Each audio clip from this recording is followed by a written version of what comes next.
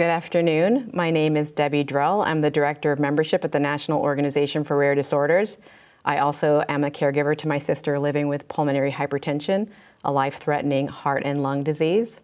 And I am so happy to be co-hosting this patient-focused drug development meeting on Krabbe disease. I'd like to welcome you all. Thank you for joining us, and introduce my co-host, Rebecca Ani from NORD. Thanks, Debbie. Hello, everyone. I'm Rebecca Ani, Director of Education Programs at NORD. It's good to be here and to welcome everyone participating and watching this live on their computers and phones. We are being broadcast live from outside of Washington, D.C., not too far from the U.S. Food and Drug Administration's headquarters in White Oak, Maryland. We'll take just a minute to do a quick review of what to expect through the next couple of hours of this event. Great. Thanks, Rebecca. So it's a pleasure to be here. And what can you expect? If you looked at the agenda, you'll see that we have some medical talks. We have welcome remarks from both NORD and the Krabbe community.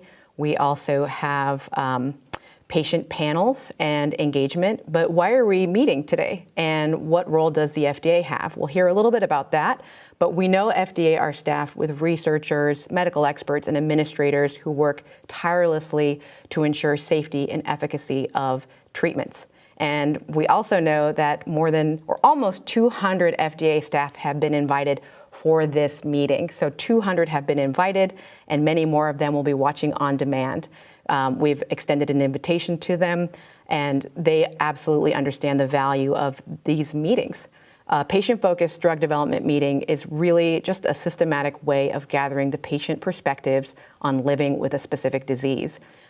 Who better knows to live with Krabbe disease, and who knows more about Krabbe than patients and caregivers? And your stories will really help inform them understanding this disease while they are looking at drugs related to Krabbe and drug development and review and clinical trials. To date, FDA has hosted their own patient-focused drug development meeting for 27 diseases. This is the 44th externally led patient-focused drug development meeting.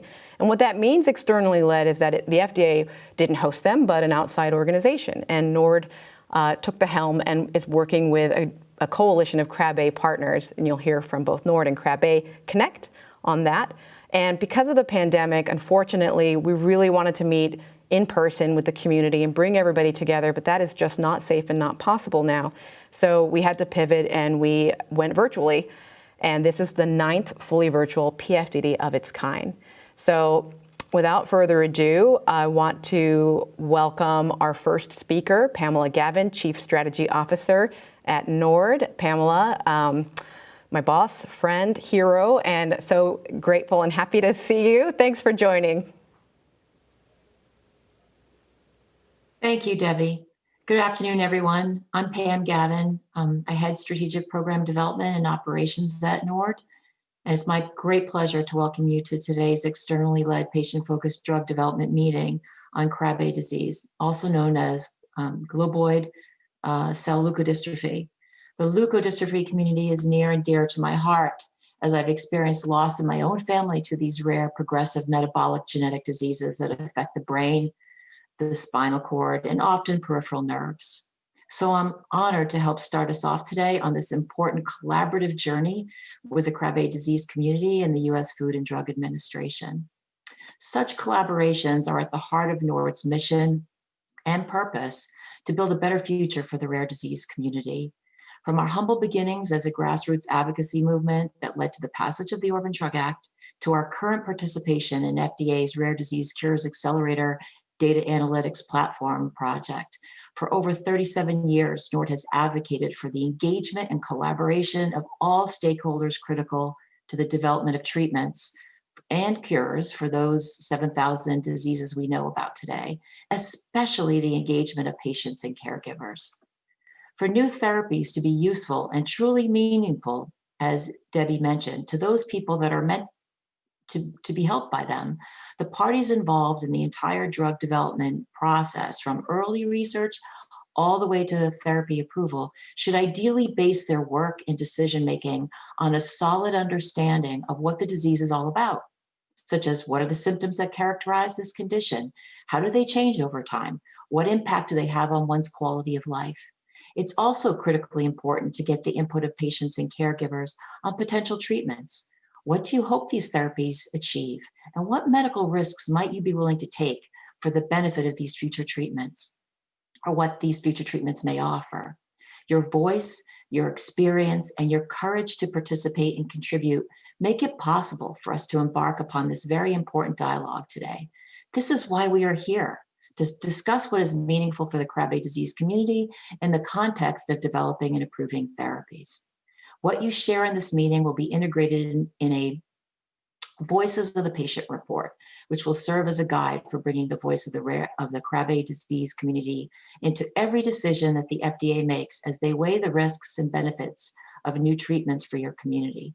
This special report will also be read by researchers and pharmaceutical industry drug developers that are designing research programs and/or clinical trials for Krabbe.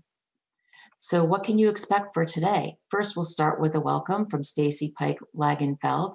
She's the president of Krabbe Connect, and a clinical overview of Krabbe disease given by a leading expert, Dr. Joanne Kurtzberg. Dr. Kurtzberg will be followed by remarks from two leaders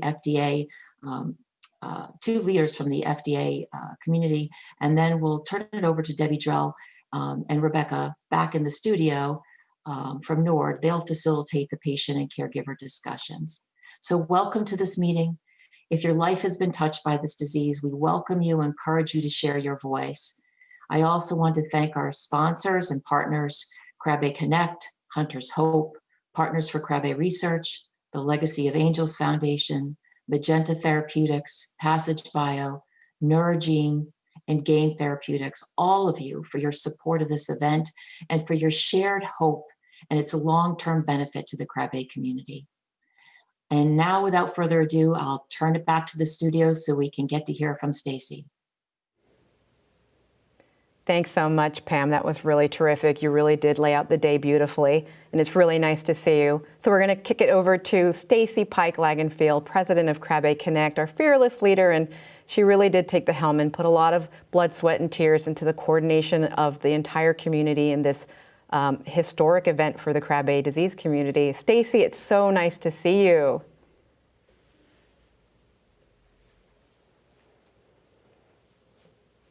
Did she freeze?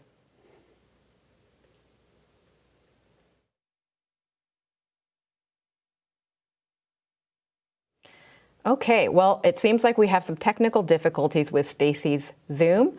So we're gonna, let's see, give it a pause for a second. Stacy, it looks like you might be coming back on. Okay, Stacy, welcome back. Hi. Hi, nice to see you guys.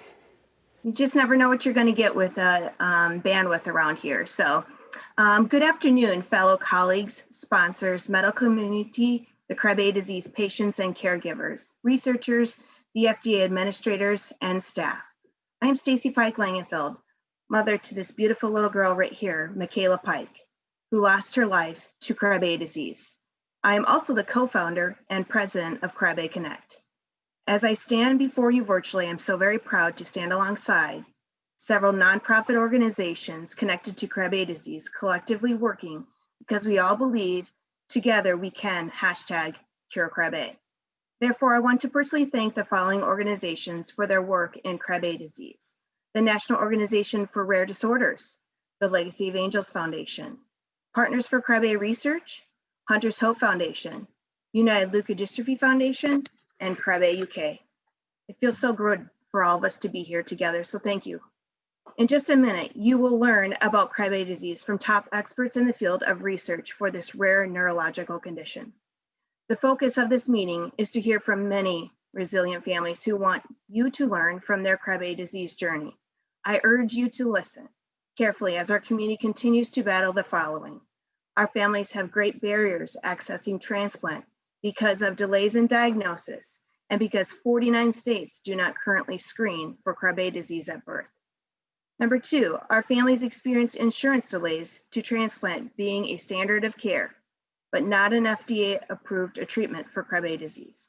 And number three, While we're thankful for transplant, and it has the potential to enhance a Krabbe disease patient's quality of life, transplant is not a cure.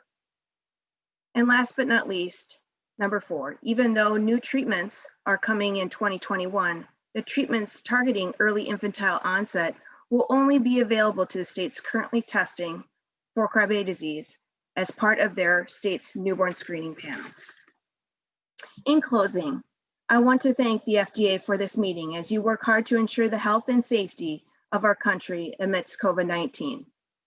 Krabbe disease patients and families need you more than ever. Krabbe disease is not common like heart disease or diabetes. Our community parades around with their child's medical information and sharing their story to each and every researcher with the hopes of just a single drug being discovered to help their child live their best life. Therefore, I invite you to listen, evaluate, and prepare to hear some heart-rending stories on the burden of Krabbe disease. Thank you so much, everyone, for your time and for being here. I now push it back to the studio. Thank you so much, Stacy. We really appreciate your remarks and also your leadership in all of this effort and in the community. Thank you so much for joining us. So now we're going to turn to Dr. Joanne Kurtzberg at Duke's Children's Hospital and Health Center. And like Stacy said,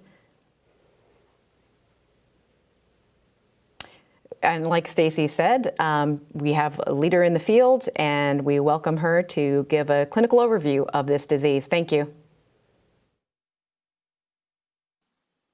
Hello, everyone. My name is Dr. Joanne Kurtzberg, and I'm from the Duke University School of Medicine. Today, I'm going to give you an overview of Krabbe disease. So first, what is Krabbe disease? Krabbe disease is a genetic disease caused by a mutation in the gene encoding galactocerebrosidase, or GALC.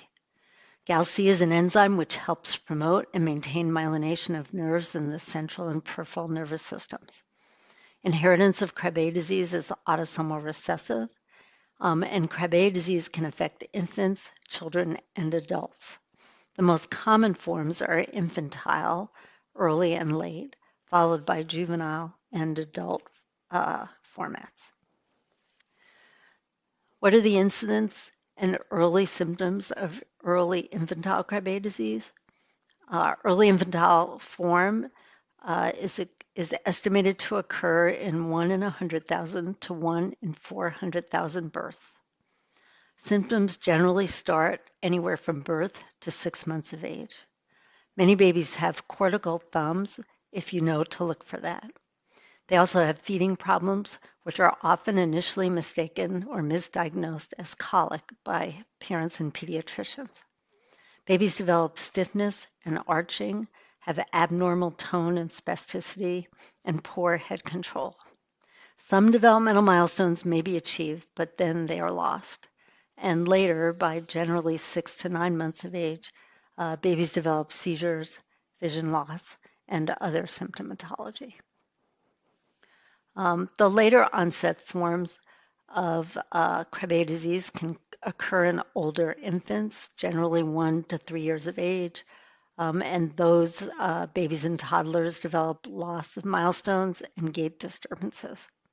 There's also juvenile onset variants, which typically present with either visual defects or motor symptoms, particularly gait disturbances, or both.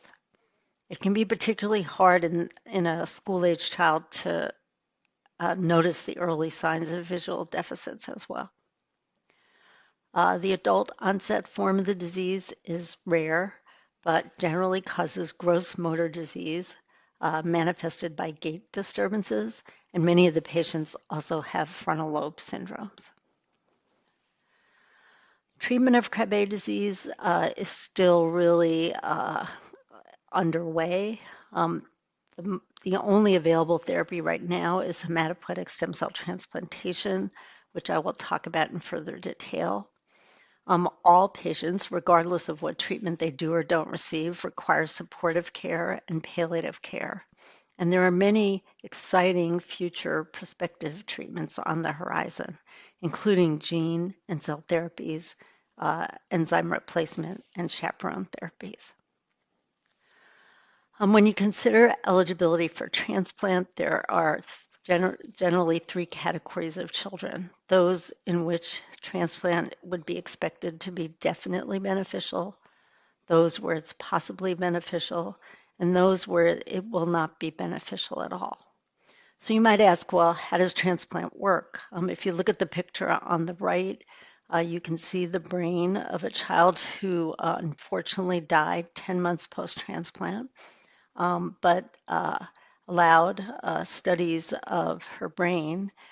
In general, transplantation stabilizes central nervous system disease progression for some time, starting 3 to 6 months post-transplant procedure. The peripheral nerve disease continues to progress in the majority of patients in subsequent years. So transplant is not a perfect therapy. At Duke, we've been using unrelated umbilical cord blood transplantation to treat children and babies with inherited metabolic diseases for the past 20 plus years. We've transplanted over 350 patients with a median follow-up of 14 years. We know that the transplant provides cross-correction of the patient's cells through the engrafting donor cells. And this can work in diseases where the enzyme from the donor cell can leave that cell and enter a host or recipient cell and provide enzyme replacement therapy through the engrafted cells. Unrelated donor cord blood transplantation is an aggressive and risky therapy. It involves myeloablative or very high-dose chemotherapy, an average stay of 2 months in the hospital, a recovery of 12 to 18 months, and a risk of dying from a complication of the procedure or a late complication called graft versus host disease. On the right, you can see that we learned early on in transplanting babies and children with these diagnoses that children who come to transplant with early symptoms of disease, as shown in the red line, have about an 80% long-term survival. But children who come to transplant with significant symptoms of disease, as shown in the green line, only have about a 20% survival, and those children survive with significant impairment. And because of this observation, most transplant centers today would only transplant children who are either pre-symptomatic or in the early stages of disease.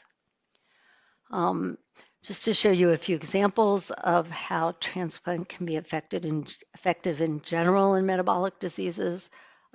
When we started these transplants, we learned in children with Hurler syndrome that the transplant could change the trajectory of decline of cognitive function over time. So in the black dotted line, you can see the developmental status and IQ of the first consecutive 20 patients with severe phenotype Hurler syndrome transplanted at Duke with cord blood. And you can see that over the first couple of years of life, they're falling off the curve, which is represented by the red line for typically developing children. But after transplant, they regain some cognitive function and are back up in the normal range by the time they're ready to go to school. And what you can see here is a summary of conclusions of the paper, but those transplanted on the top at less than 30 days of age had more likelihood of having normal function in the 3 key domains of mobility, communication, and feeding than those in the bottom set who were transplanted at more than 30 days of age, where all 3 of those domains were abnormal in the majority of children. So transplant before 30 days of age, which is really no easy feat because the baby has to be diagnosed, referred, worked up, receive 10 days of chemotherapy, and then undergo transplant. So it's a lot to accomplish in less than 30 days of life. But if you can do that, outcomes will be superior to waiting or transplanting in the second month of life. Now, newborn screening has been implemented for Krabbe disease in some states. It is not yet approved by the RUSP, but applications are going in for a second time, hopefully later this year. 7 states are currently actively screening. And over the past 10 years, in large part because of work done by New York State, which was the first state to screen, we now know that a test called cytosine should be used as the reflex or second tier test for babies who screen positive on the initial enzyme screen. But with the implementation of improved screening assays and the application of cytosine, it is now very possible to first identify the early infantile Krabbe disease babies within a few days of birth, and secondly, to clearly identify the small population of babies who are at risk for later onset disease and should have some sort of follow-up over the first decade of life. I also want to point out that, there's really a difference between finding out a diagnosis through newborn screening versus a baby diagnosed either in utero or at birth because of a prior family history of Krabbe disease. When there's been a family history, the family knows what the disease is, they know how it will affect a child, and in general, they are motivated to do something to prevent their second, third, or whatever subsequent child from undergoing the suffering from the disease that their first child may have experienced. And so parents who have a subsequent child affected with Krabbe disease are generally very motivated to pursue treatment and to pursue that treatment as early as possible in life. On the other hand, with newborn screening, a completely unsuspecting family who really doesn't know what Krabbe disease is and has not experienced Krabbe disease typically hears from either a geneticist or a neurologist or their pediatrician that something's wrong with the baby, who looks very normal to them. And then they're given the really difficult choice of being referred to a transplant center for a procedure that has inherent risk, even of death from the procedure, or not making that choice and then knowing that their child will be sick later in infancy. But it's sometimes really hard to believe because they've never seen the disease, and they often, just can't really relate to what the genetic counselor or their neurologist or pediatrician may be talking about. So it's not an easy situation, but it's what we have right now. And it's still better to have a family know their child is sick and have the choice to make a decision about treatment or not, rather than not have to give that family information at all. Now, we've made progress in Krabbe disease with transplant, but we still have a long way to go. And many things are on the horizon. I've spoken about newborn screening, and I've spoken about standard transplantation. There are now drugs that may be able to enhance engraftment of the cells from the transplant into the brain more quickly, which would then enable quicker engraftment and quicker correction of disease. There are novel cellular therapies emerging that have the ability to remyelinate the brain or reduce inflammation in the brain while engraftment is occurring. Probably the most exciting therapy on the horizon is gene therapy, which is being developed right now by multiple companies and is expected to be in clinical trials sometime as early as 2021. There's also work on enzyme therapies in utero transplant and combination therapies, which may and will hopefully make the correction of Krabbe disease even more effective than transplant alone can do today. So in summary, Krabbe disease is an inherited leukodystrophy causing severe neurologic impairment and early death. Hematopoietic stem cell transplantation can favorably change the clinical course of babies who are transplanted early in the course of their disease. While life is extended and quality of life is improved with hematopoietic stem cell transplantation, full disease correction is not achieved, and peripheral nerve disease progresses over the first 2 decades of life. Newborn screening is feasible and enables early diagnosis and treatment of babies with early infantile Krabbe disease. Advances in newborn screening over the past decade now allow for identification of the rare baby at risk for later onset disease. And novel therapies are on the horizon, which should further improve outcomes of babies with Krabbe disease. I want to thank everyone for listening to the talk, and particularly for all of the children I've cared for over the years, and many other physicians taking care of children with Krabbe disease have also encountered. I want to say that I believe there's a lot of hope for the disease, and I'm looking forward to even more progress over the next decade. So thank you very much. Thank you so much, Dr. Kurtzberg. We really appreciate your clinical overview. I know I took a lot of notes, and wow, there is so much hope on the horizon. So now we're going to turn to our colleagues at FDA, Michelle Campbell. It's so nice to see you. Thank you so much for giving our official FDA welcome remarks. Michelle. Thank you, Debbie and Rebecca, as well as Pam and Stacy for your opening remarks. Good afternoon. My name is Michelle Campbell, and I lead stakeholder engagement and clinical outcomes for the Office of Neuroscience and the Center for Drug Evaluation and Research. First, I'm happy to see so many parents, caregivers, and advocates on the web today. Thank you for being a part of this meeting and sharing your experiences with us. I'd like to also thank NORD, Krabbe Connect, the Legacy of Angels Foundation, Partners for Krabbe Research, and Hunter's Hope, and all the staff that was involved in planning this meeting. I know we were supposed to meet in person a few months ago, and I want to thank you for your flexibility and commitment to participating today. I know we also have representation from industry, academia, and other medical product development stakeholders participating online as well. While FDA plays a critical role in medical product development, we are just one part of the process, and I'm glad to see a high level of interest from those of you who also play an important role. Additionally, we have colleagues from various offices and centers from the FDA attending as well. My colleague, Dr. Melanie Blank, will be speaking next from our Center for Biologics. We share the patient community's commitment to facilitate the development of safe and effective medical products for Krabbe disease.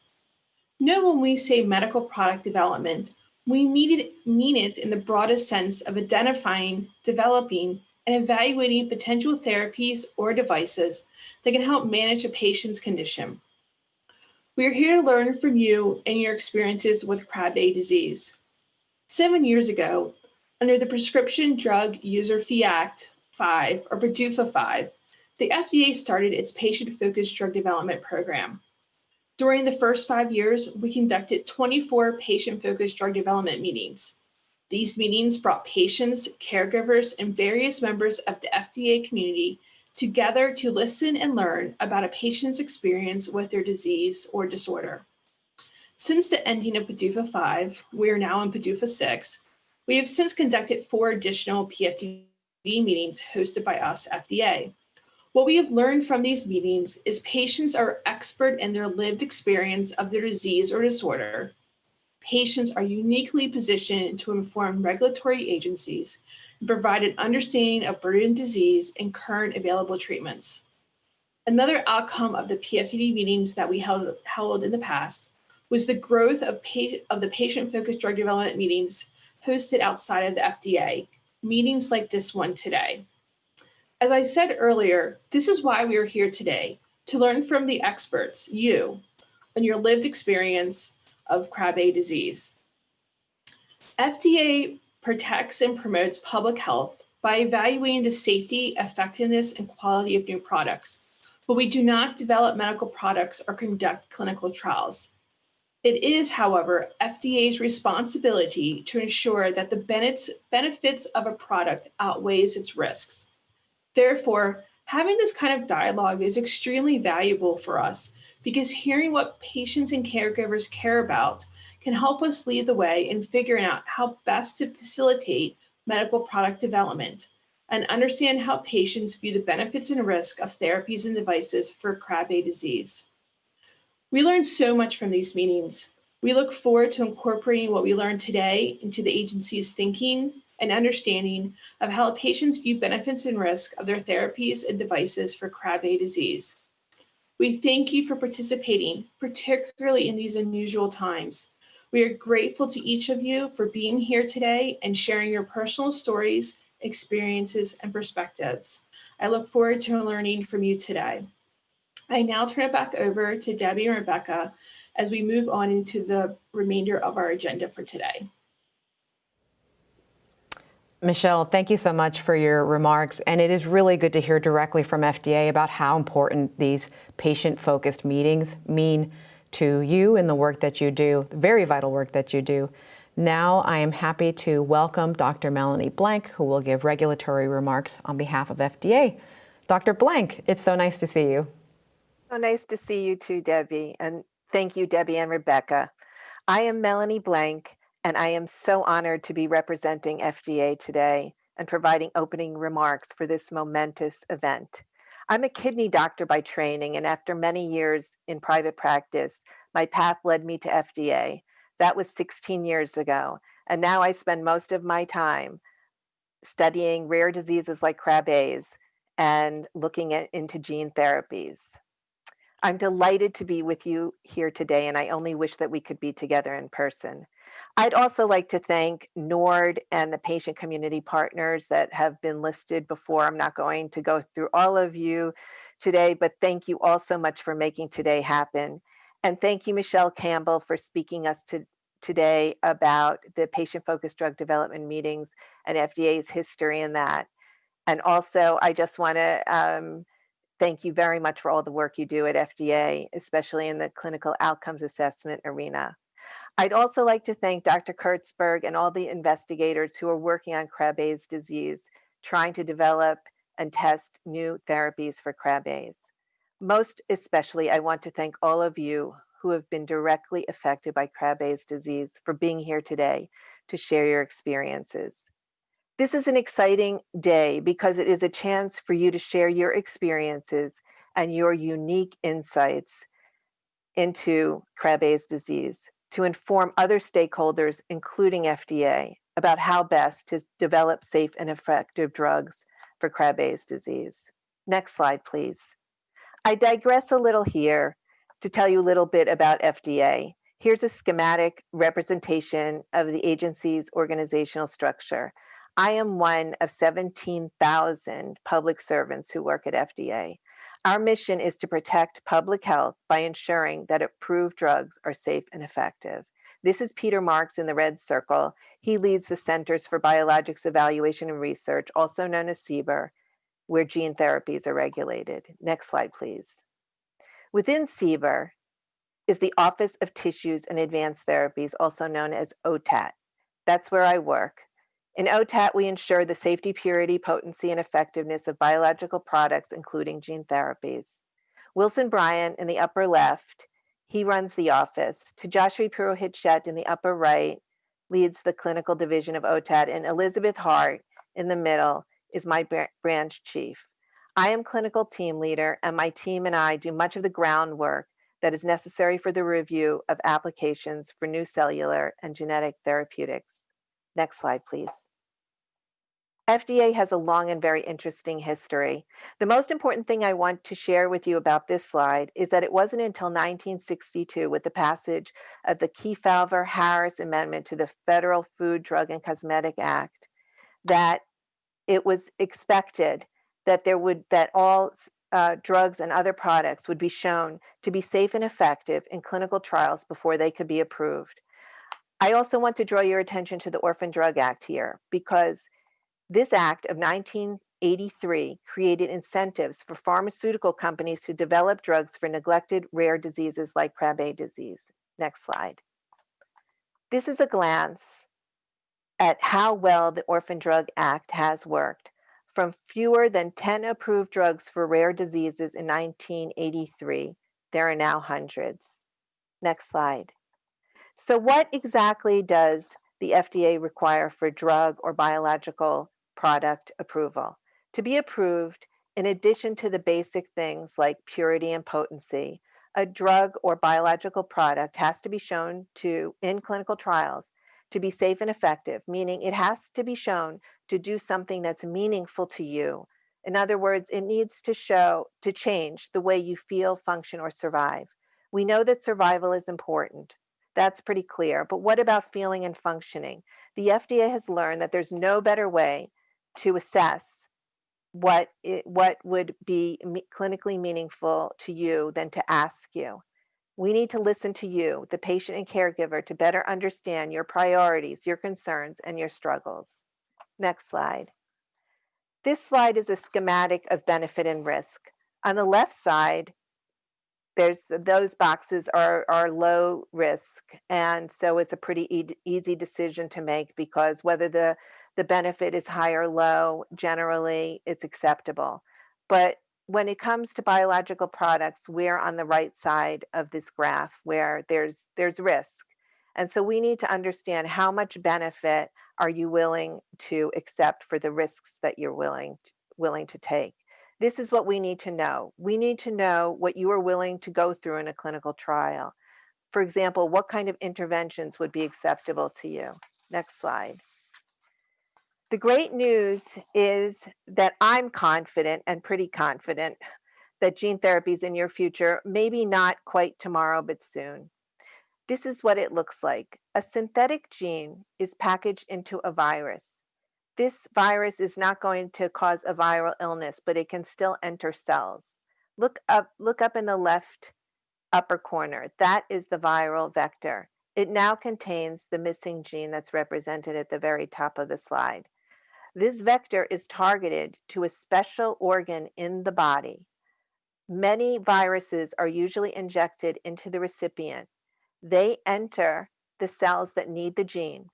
Then they put the DNA into the nucleus of the cell, which can then use the rest of the nuclear and cellular machinery to make the protein or enzyme that is missing.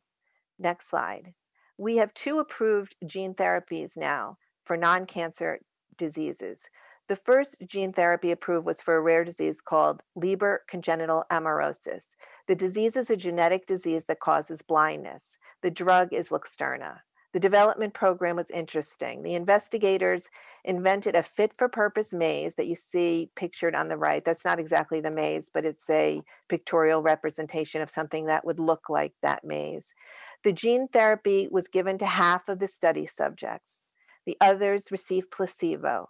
At baseline and then after a year, the subjects went through the maze with diminishing amounts of light. The measurement of ability to navigate in the maze was measured by something called a multi-luminance mobility score that reflected how well the study participant navigated the maze. The median performance was 2 levels of improvement on this 7-point scale for the participants who received the gene therapy and 0 for those who didn't. Being able to navigate a maze in the dark reflected a clear, clinically meaningful benefit, but it took interviews with patients to figure that out. I'd like to draw your attention to the dates here. It took about 13 years between the first meeting with FDA until this gene therapy was approved. Next slide, please. The next gene therapy that was approved was Zolgensma. It was approved for spinal muscular atrophy, or SMA. Infants with SMA have problems with motor function, such as holding up their heads, talking, eating, and breathing. Most patients with infantile onset SMA do not survive past early childhood. The improvement demonstrated in the clinical trial that supported the approval was longer survival than what was expected from natural history studies.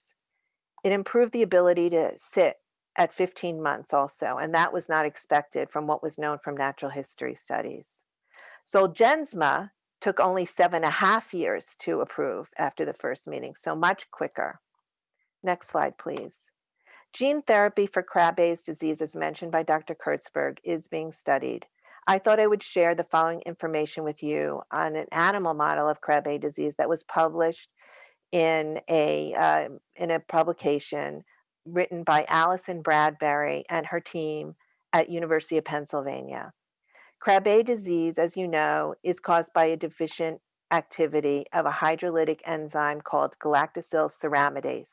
Without galactosyl ceramidase, there is an accumulation of cytosine, which is poisonous for the nervous system. Dogs also get Krabbe's disease. So the dog with Krabbe's is a great disease model.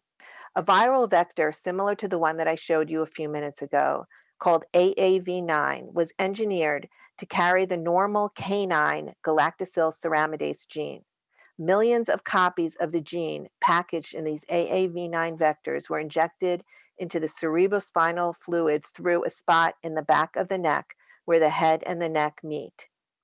The gene resulted in increase in the enzyme activity, and it also resulted in normalized cytosine concentration, improved myelination, which is the insulation of the nerves, and reduced inflammation in the nervous system. Most importantly, it improved neurological function of the dogs and also survival. These are very promising findings.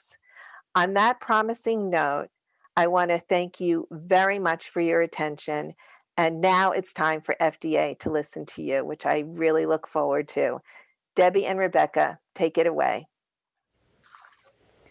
Thank you so much to Michelle Campbell and Dr. Melanie Blank from FDA for being here and providing those regulatory remarks. We are also appreciative of Dr. Kurtzberg's informative talk to lay the foundation for our dialogue with the community.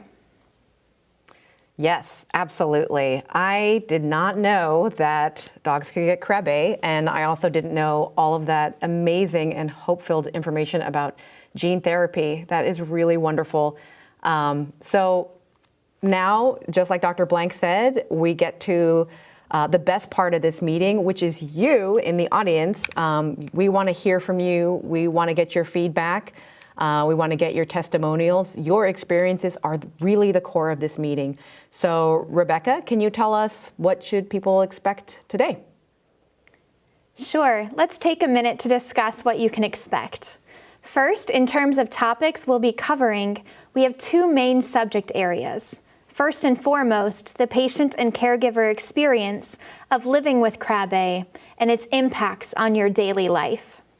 Secondly, we'll turn to the current treatments. What is your experience with treatments? What has changed over time? What about side effects? What are your hopes and dreams for future treatments? And what are your interests and challenges in participating in clinical trials? So how will we tackle these two topics? We have several methods that we're going to use to hear from you. First, we'll kick off the discussions with panels of patients and caregivers. They were selected to reflect a range of experience from the Krabbe disease community. Each panel will have 5 speakers, and obviously it's impossible with such a small group to really capture the full range of experiences. So we will use live polling, live telephone call-ins, and a comment form to bring in a broader conversation with those of you in the audience. But before we start our panel on the first topic of life with Krabbe, let's get to know you in the audience watching live today. Debbie, are you ready for our first poll? Yes, I am so excited.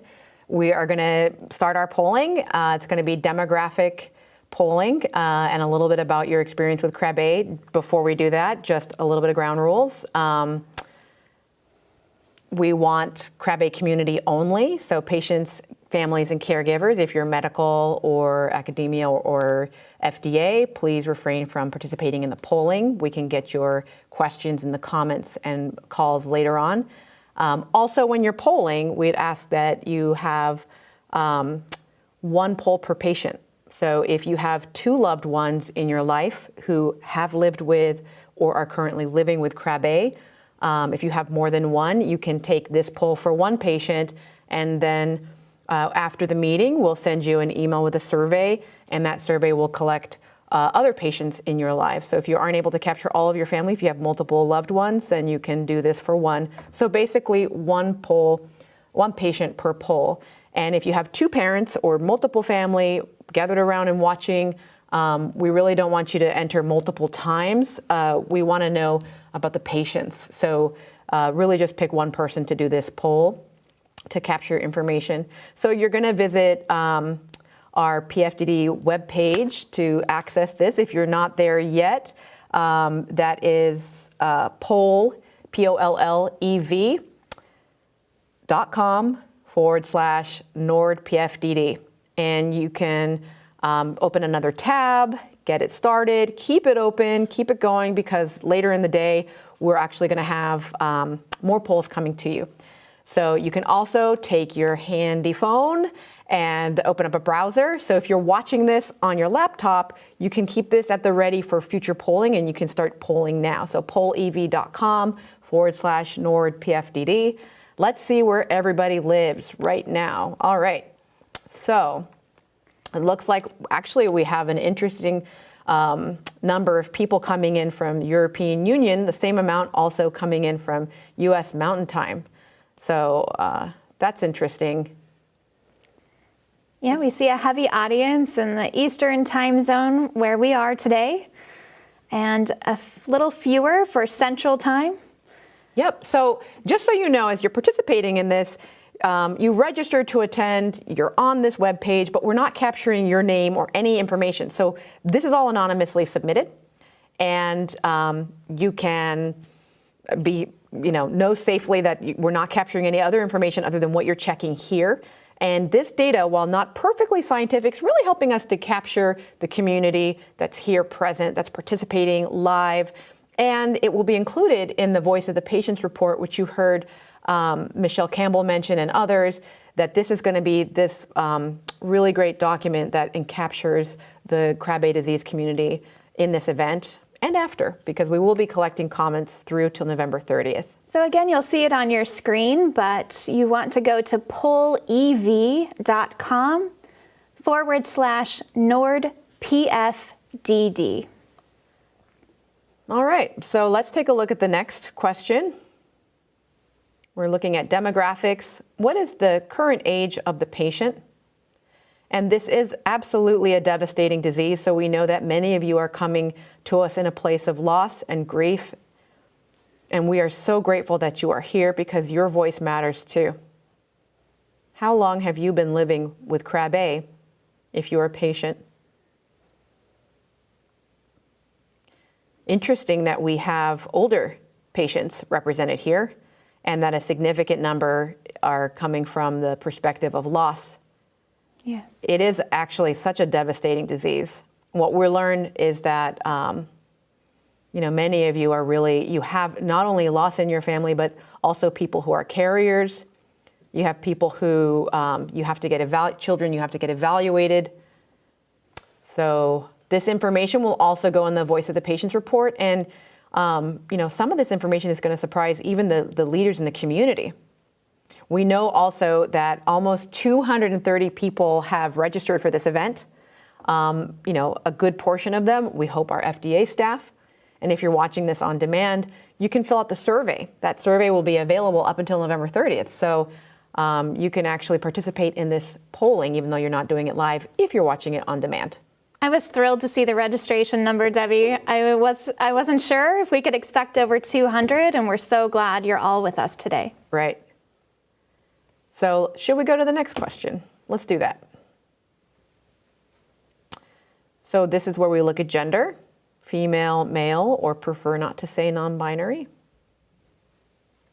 We'll let the questions come in, and 226 registered is really amazing. And I think that's a testament to a silver lining of the pandemic, that people are just used to coming in virtually. I know NORD actually has hosted and coordinated a patient-focused drug development meeting on another rare disease, pyruvate kinase deficiency. We did that in September, and it was actually in a hotel right outside of DC, and we had about 100 people there. So to have 226 registered, and this is a very rare disease, it's really incredible. Yeah, we're really glad that you can join us. And we know also how hard it is as parents to come in during the day, during school, while you have your jobs and your lives, while you're taking care of your children, to be here. So thank you. It's about an even split on gender. Let's take a look at the next question. What form of Krabbe disease do you or your loved one have? So remember, one patient per poll. So keep in mind that one patient that you answered for the previous question, early infantile onset. It's a big group. Yeah. And while this is reflective of the community here, our patient stories will speak to each of these areas. So we did bring a panel of diverse patient experiences, but this is good to know.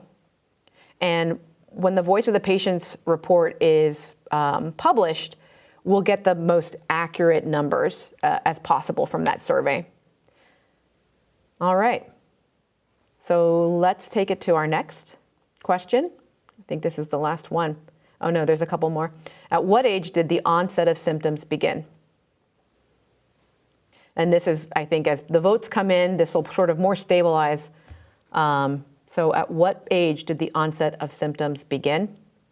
If you're just now joining us live, pollev.com/NORD-PFDD.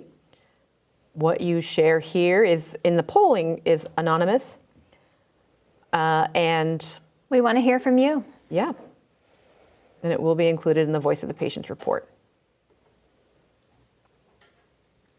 Wow, Debbie, we're seeing 100% response at the time Yep. for 0 to 1 year of age. All right. So we'll take it to the next question. So onset was 1 year or less. At what age did you get a correct diagnosis?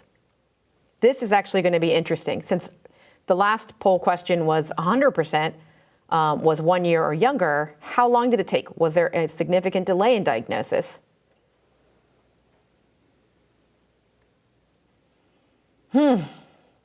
So it seems like 92% got diagnosed within the year, but even still, Dr. Kurtzberg's talk informed us that sometimes it's too late and newborn screening is very critical. 12 to 18 years. If that's true, then that means 5% of our participants, it took an entire adulthood from 1 to 18 years to get diagnosed.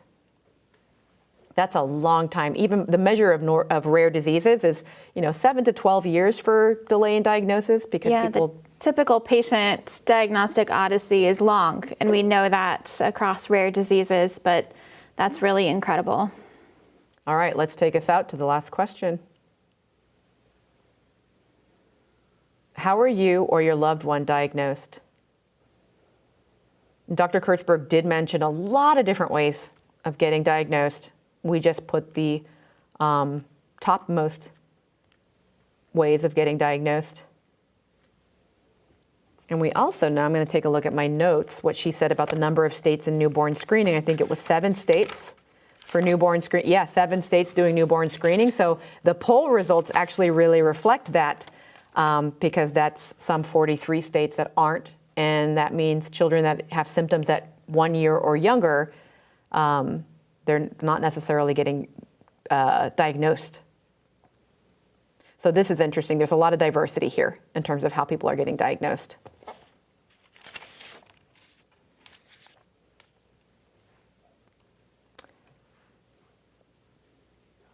All right, so that's really interesting. So I guess we're going to wrap up our polling now. And yeah, I'm really curious as to what the community thinks about these results, because if you're in the Krabbe disease space, if you have it in your family, does this look like you? Was this your experience? Did you get diagnosed so quickly, or how long did it take? Did you fall into the category where the majority were diagnosed pretty quickly, or were you in that 18 years of age of diagnosis? Please use that comment box and tell us what your experience is around diagnosis. This disease is so complex.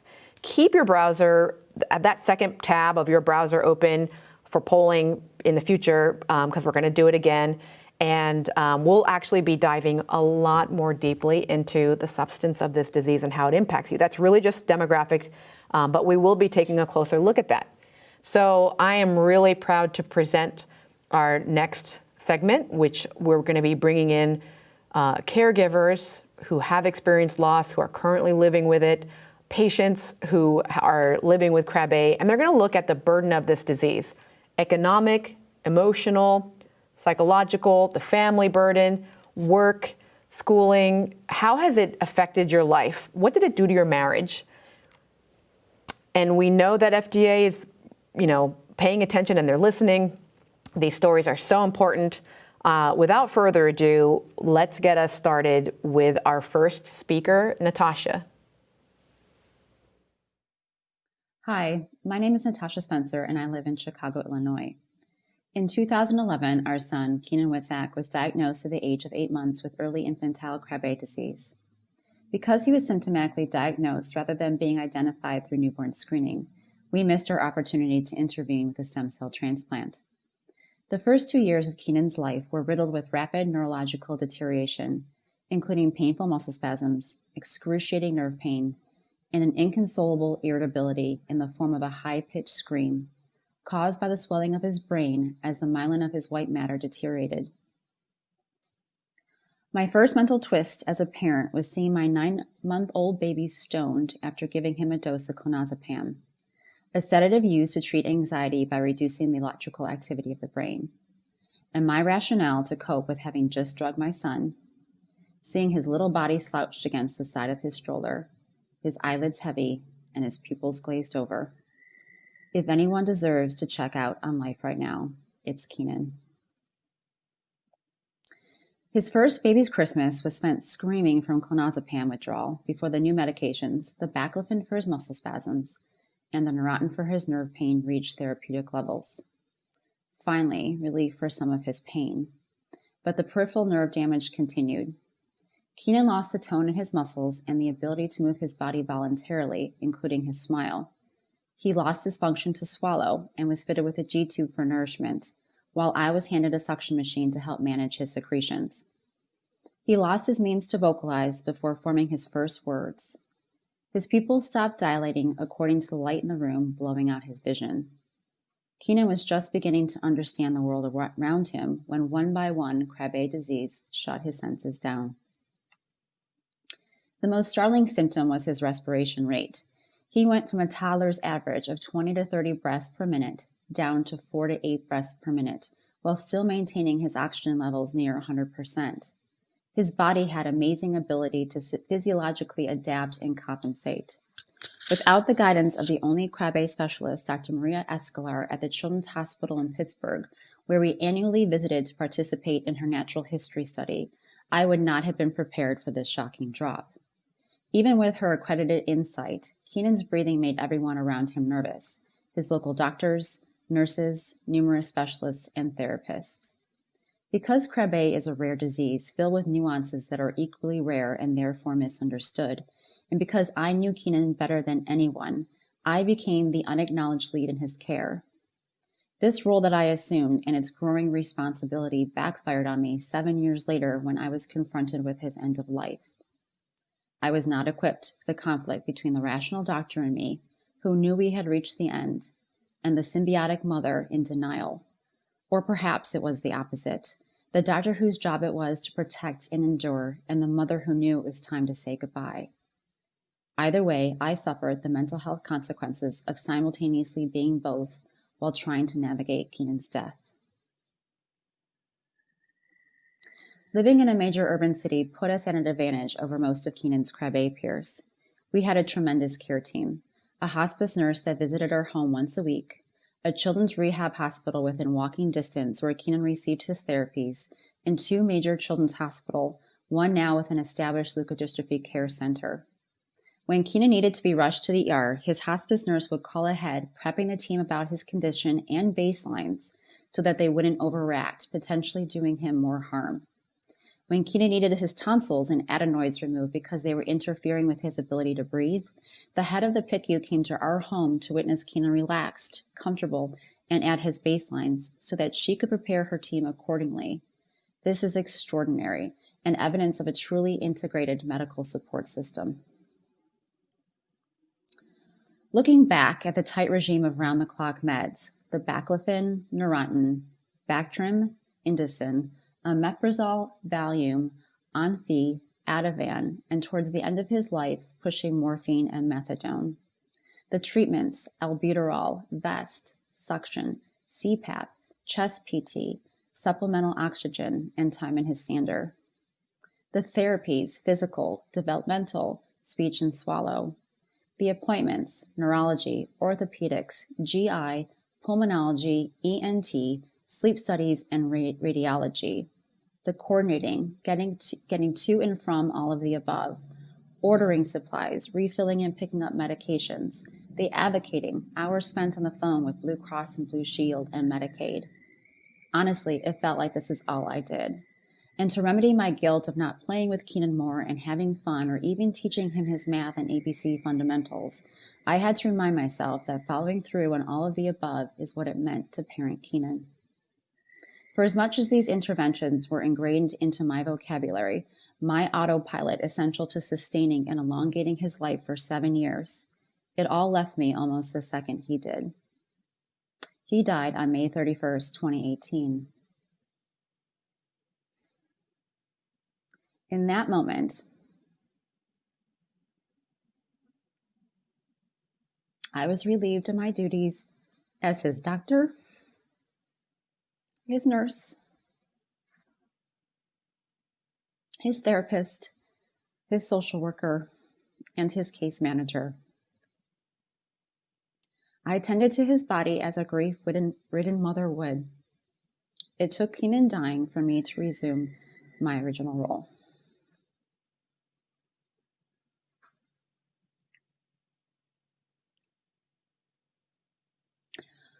What remains and what I reflect upon now is the emotional resonance of everything we went through. We all know and understand how completely dependent on us a newborn is. With each physical and developmental milestone, they separate from us, gaining more independence and autonomy in the world. This is the normal, healthy trajectory. Not the case, however, when you have a medically complex child. It is the opposite. The older Keenan became, the further into the disease he went. The more compromised his brainstem, the greater the pressure on our parent-caregiver-child relationship. The irony is, within his extreme need of me, our symbiotic attachment, and the intimacy of our nonverbal communication, I had little understanding of who he really was. What was his favorite color? What music did he like? What story did he want to hear next? What did the disease really feel like? All those little pieces of information that collectively distinguish his personality were locked inside him. It got to the point where I dreaded his birthday and Christmas each year. Everyone asked me what they should get him. What should we get him? What should Santa bring him? There is great pain for me in not ever knowing. Although altruistic, it is depressing to choose fundraising for disease over fulfilling your child's desires. We got creative and found ways around it. For his 6th birthday, we set Keenan up with his own phone line using an app. Everyone called wishing him a happy birthday directly instead of going through me. His eyes lit up and beamed at all the voices and their accents. We were great at inputting into Keenan. What we needed, craved, and desired was his output. I still get jealous when I see a transplanted child. One capable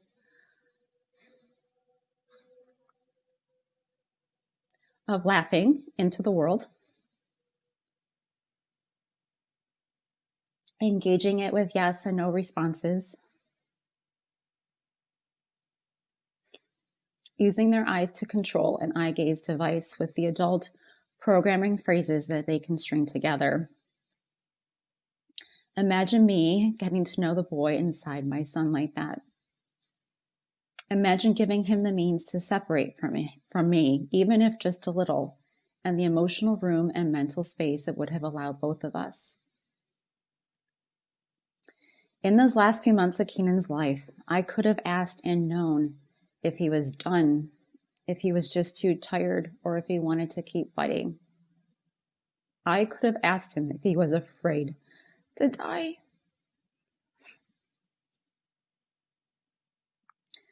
I could have actively validated him throughout his life rather than passively soothing the unknown. What's necessary for a newborn will never be enough for a 7-year-old boy, regardless of the circumstances. Keenan's been gone for 2.5 years now, and without him here, my greatest sadness is knowing and understanding more about Krabbe disease than I ever did about him. Thank you. Hello, my name is Kevin Cushman, and I'm from Wisconsin Rapids, Wisconsin. And becoming a dad was something that I had always wanted to be. And on December 19th, 2010, my wife Judy gave birth to our first child, Colin John Cushman, and I became a dad. He was handsome and perfect in every way. I could hardly wait to watch him grow, learn to crawl, and then walk. I couldn't wait to teach him so many things, to take him fishing, hunting, or play catch in the yard. But all those hopes and dreams were shattered on January 6, 2012. At 13 months of age, Colin was diagnosed with Krabbe leukodystrophy that had a life expectancy of 13 months to 2 years. There is no cure, and because Wisconsin is not yet screening for Krabbe, it was too late for any treatment that could have given him a better quality of life than what he was in for. I was in disbelief. I was sad, and I became angry with God, and I turned my back on him. Now, it was difficult for me to be angry with God because I was in charge of the youth ministry program at church. So I had to teach about God and how wonderfully loving and caring he was, when inside I was screaming BS. If he was so wonderfully loving and caring, why didn't he fix my son? How could he let this happen? Caring for our son and learning about Krabbe and everything we would need to do to care for him became our number one focus.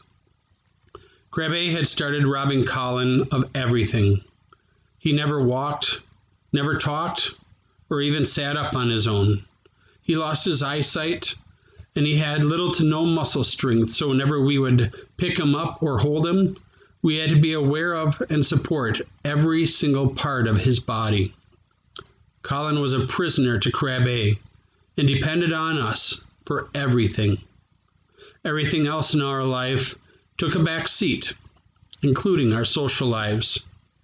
When Judy was pregnant with our second child, we knew that we would need help caring for our boy, so we started getting nurses to help us out, even though one of us was always at home. It was over 5 years after Colin's diagnosis before Judy and I went away for the weekend, just the two of us. It was the first time that we both were away from Colin, and I didn't want to go. I was worried that something would happen and that Colin would pass while we were away, and I didn't want to live with that. But I also knew that we needed it, and I gave in. It was good to go, and I'm glad that we went, but I was very glad to get home. Colin was 8 years and 18 days old when he passed, and I believe that he outlived the odds due in large part to his daily treatments, nursing care, and close family contact. Colin's daily routine was the same each day, and his nursing staff was invaluable. There was so much care that Colin needed, like feeds throughout the day, meds 3 times a day, range of motion exercises, oxygen, bathing, OT, school projects, massages to feet, legs, back, arms, hands, and so much more. Like I said before, Colin depended on us for everything. Because Colin never moved on his own, the risk of fluid building up in his lungs was a constant worry. To deal with this, he received a vest treatment 3 times a day to loosen any fluid in his lungs. After the vest treatment, Colin would get the cough assist. This was a mask that was placed over his nose and mouth. It would blow air into his lungs and then suck it out very quickly. just like when you or I would cough. The idea here was to bring up anything that the vest treatment had loosened. Then we would use the suction machine to remove anything that was brought up. Cullen also received nebulizer treatments 2 times a day to help prevent that fluid buildup. And suctioning was done throughout the day and whenever he needed the fluid cleared from his mouth. Because Colin had little to no muscle strength, he was not able to stand on his own, so he would spend 4+ hours in his standers. This was a very important piece of equipment because it not only put pressure on Colin's growth plates, which helped him to grow. In fact, he grew 2 inches the first month that we started using it. But it also helped with circulation, digestion, and bowel movements. Traveling with Colin was always a challenge because he didn't have much of an immune system. But when we did travel, we needed to bring all of his equipment, except the stander. It didn't matter if it was a day trip or a weekend trip. Every inch of our van was packed with his equipment.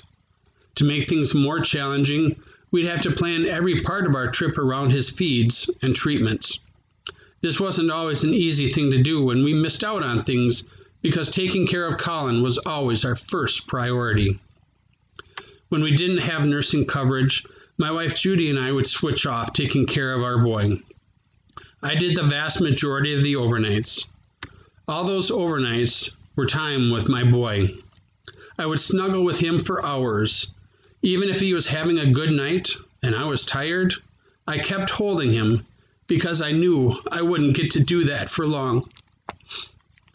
Doing most of the overnights with Colin took a toll on me both mentally and physically.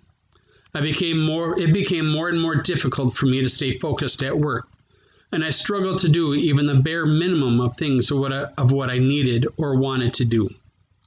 And every day was a constant struggle to keep focused.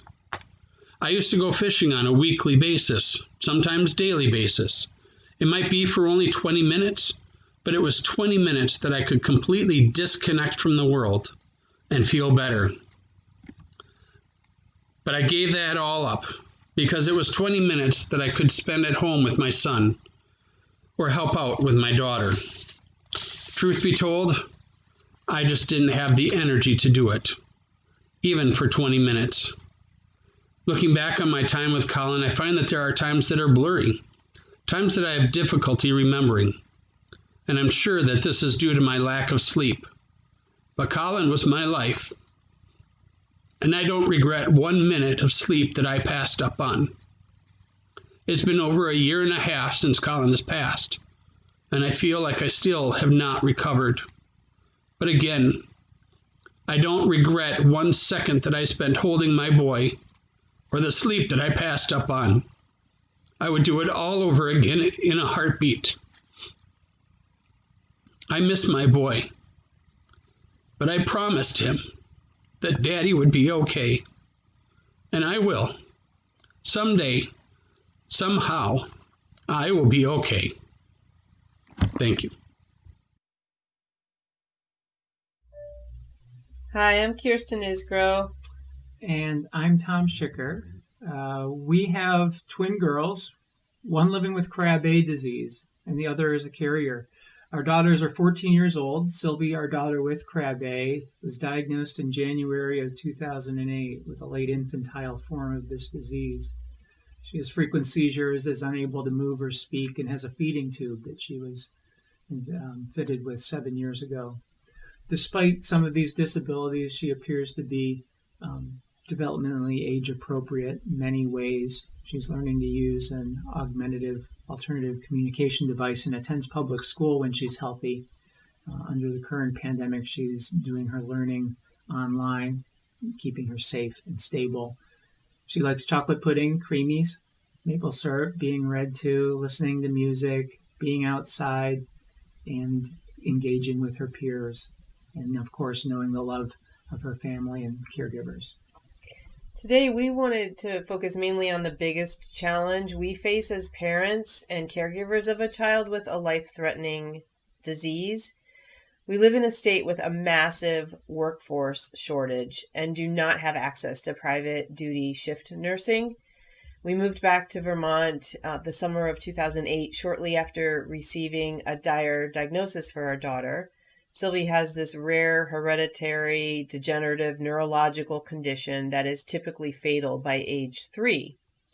Feeling overwhelmed by this news, we decided to return to Vermont after living in Massachusetts for the last 8 years so that we could be closer to friends and a teaching hospital. For those of you unfamiliar with Vermont, the entire state has a population of slightly more than 600,000 people. We currently live in Burlington, Vermont, the largest city, with a population of about 60,000. By comparison, there's only 6 states in the United States that have less than 1 million people, and Vermont ranks 49th. We love the extremes in the weather, the beauty of the Green Mountain State, but living in a predominantly rural state has some very serious systemic infrastructure challenges, such as a lack of consistent access to broadband, poor cell phone reception, few hospitals, low pay, and inadequate nursing care. Even with our daughter's condition, we don't qualify for high technology nursing. The problem is, in Vermont, there's no agency that provides nursing for individuals who are under 18 who are not enrolled in the Medicaid high-tech program. Children and adults who are medically fragile often need up to 120 hours a week of skilled nursing care. This means that regular home health visits of 1 or 2 hours a few days a week is not enough. Vermonters like Sylvie need nurses who can work full shifts for up to 8 hours at a time. And that might seem like a lot, but it's a lot less expensive to Medicaid and to private insurers than hospital stays. And people can end up hospitalized all the time when there's a shortage of home care. And right now, only half the medically necessary hours for nursing are being fulfilled in Vermont. While the reasons for nursing shortages, they're so multifaceted, the responsibility of her care and hiring all respite staff falls entirely on our shoulders. Because Sylvie's Krabbe disease and her medical needs, Tom and I essentially act as health coordinators, medical experts, systems advocates, personal ambassadors, and representatives. We've experienced chronic stress, depression, weight fluctuation, and unrelenting fatigue. We experience physical and social isolation. We've had some serious economic hardships and a lack of social services and support. As our daughter's caregivers, we experience anticipatory grief and the feelings of ambiguous loss sort of ebbing and flowing in our lives. We've spent many nights without sleep so that we can care for our child. And like many parents of children with disabilities, we have chosen not to geographically relocate based on the current medical team we have here in Vermont, which means we have foregone possible career opportunities. And many parents end up quitting their jobs to make sure their child has the care they desperately need. And in our case, Tom has spent the last 10 years essentially out of the paid workforce to provide consistent in-home care. And we've set up a mini hospital in our house. We have ventilator, oxygen tanks, suction machines, monitors. Cold and flu season brings reasonable fears that our daughter will be hospitalized or perhaps even die. We don't have medical degrees, but we're responsible for monitoring our daughter's oxygen, monitoring her fluctuating body temperature, administering respiration therapy. We have a solid medical team that would be hard to replicate quickly if we were to move. With time in one place, we've established a rapport and a relationship-centered communication with many of our providers. One of the key mantras of the disability rights movement is nothing about us without us. As parents of a nonverbal child, we've been thrust into a constant state of advocacy for our daughter to be included in an ableist world. We've learned much about patient and family-centered care and collaborative decision-making. And while the isolation and financial strain of caring for our daughter in a rural state with little services has been challenging, at the moment, it's one of the safest states in the country for avoiding COVID-19. Hi, my name is Michael Wilson, and I'm 10 years old. This is my brother Marshall. Hi, my name is Tammy Wilson. We are the Wilson family. We live in Oregon. We are a family of 6. 11 years ago, we were introduced to Krabbe disease in a very direct and invasive way. Our 3rd child, Marshall, had reached his first birthday just as normal as any 1-year-old does. About 12 to 13 months of age, he began to regress in milestones, losing his ability to walk, talk, stand, and hold his head. He was even having spasms. It was in my last trimester of pregnancy with Michael that we began testing for Marshall's diagnosis. Those 5 months from July 2010 to December of 2010 were a roller coaster of events that I wouldn't wish on my worst enemy. Doctor visit after doctor visit forced our family from a 2-income family to 1. There was no other choice but for me to be at home to meet the needs of our new journey that we knew nothing about. I remember early on sitting in our living room in a recliner holding Marshall, because at the time that was his only level of comfort. I would not leave him or put him down. I needed to ensure his security, his safety, and any discomfort he was experiencing. I remember not eating and drinking for over 10 hours just so I could offer any or limit any discomfort he was having. My mind raced that day, a lot of thinking, and I asked myself, how was my family going to survive this? That day I decided we were going to live, that we weren't going to just sit by and watch our son die. Marshall was going to live, and we were going to live a life and not wait and wonder. And it was my goal that all my children were going to live very decent and normal lives, because my biggest fear was them resenting the family, or even me, or even Marshall. In September of 2010, we had kids going to school. My husband was working. I was seeking assistance for additional care for Marshall and hospice. Lots of ER trips with Marshall. They became more and more frequent for anything and everything. Marshall went to the ER for his first seizure, and those never stopped. We learned to live with them, and he was often in the hospital for breathing difficulties, sometimes unexplained breathing, and even low heart rate. Eventually, with each ER trip, Marshall taught us to do most everything at home, and those trips became less frequent. We were also encouraged to have Michael tested for the same disease. So on November 19th of that year, 2010, Marshall received his diagnosis of Krabbe disease.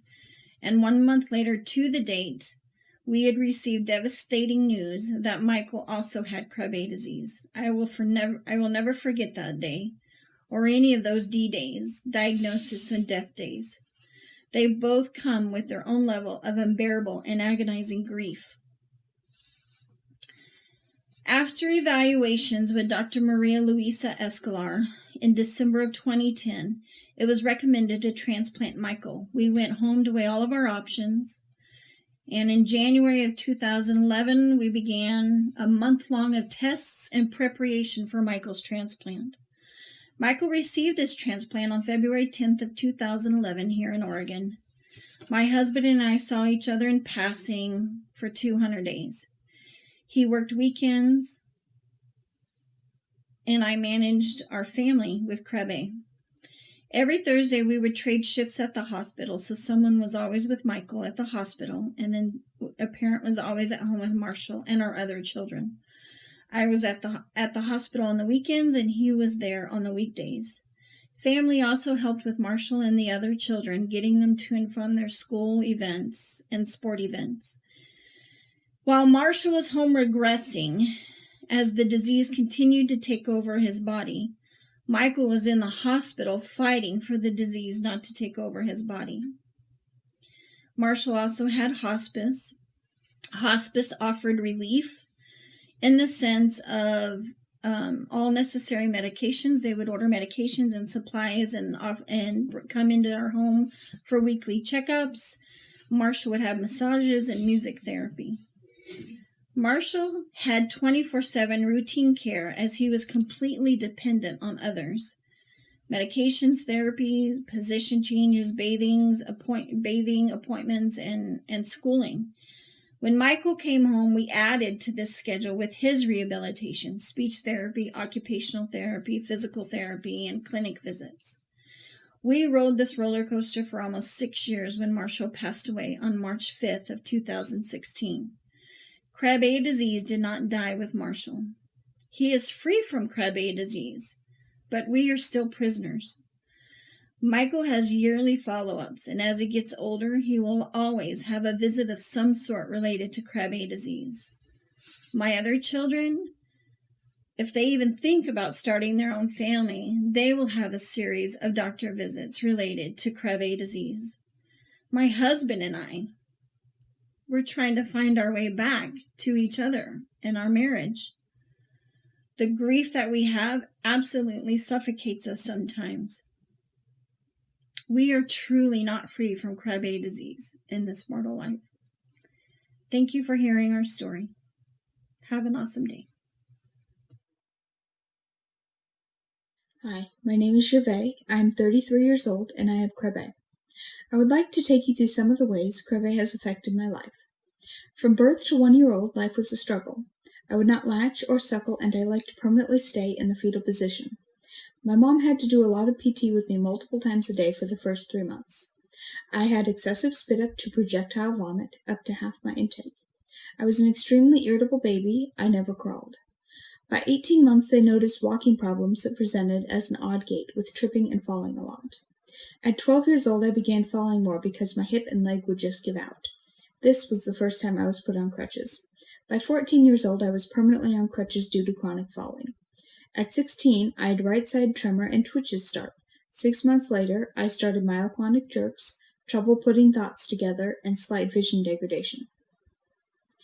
I received a cord blood stem cell transplant at 16 years and 9 months old. It's hard to talk about one specific symptom or another because a lot of them can happen in conjunction with other symptoms. They also can be hard to differentiate, let alone put into words. Some of my symptoms are constant, but the intensity fluctuates, while other symptoms come and go. In order for me to have a functional day, I need at least 8 to 12 hours of sleep at night and ideally a 2-hour nap. On bad days, however, I can sleep up to 22 hours a day. On those days, I cannot put my thoughts together, I have no balance, and I'm in a lot of pain. Basically, I struggle to function.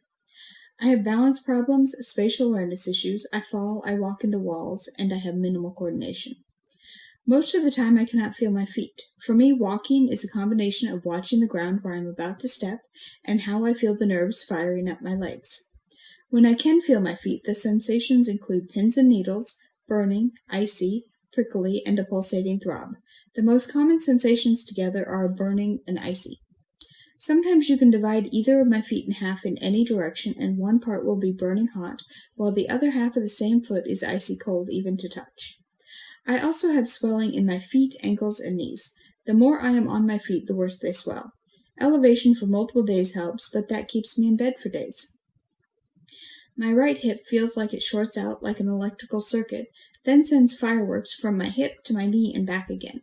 After that, my leg collapses and I am on the ground. This forces me to constantly be aware of my surroundings in case I fall. How could I get up, or who can help me up?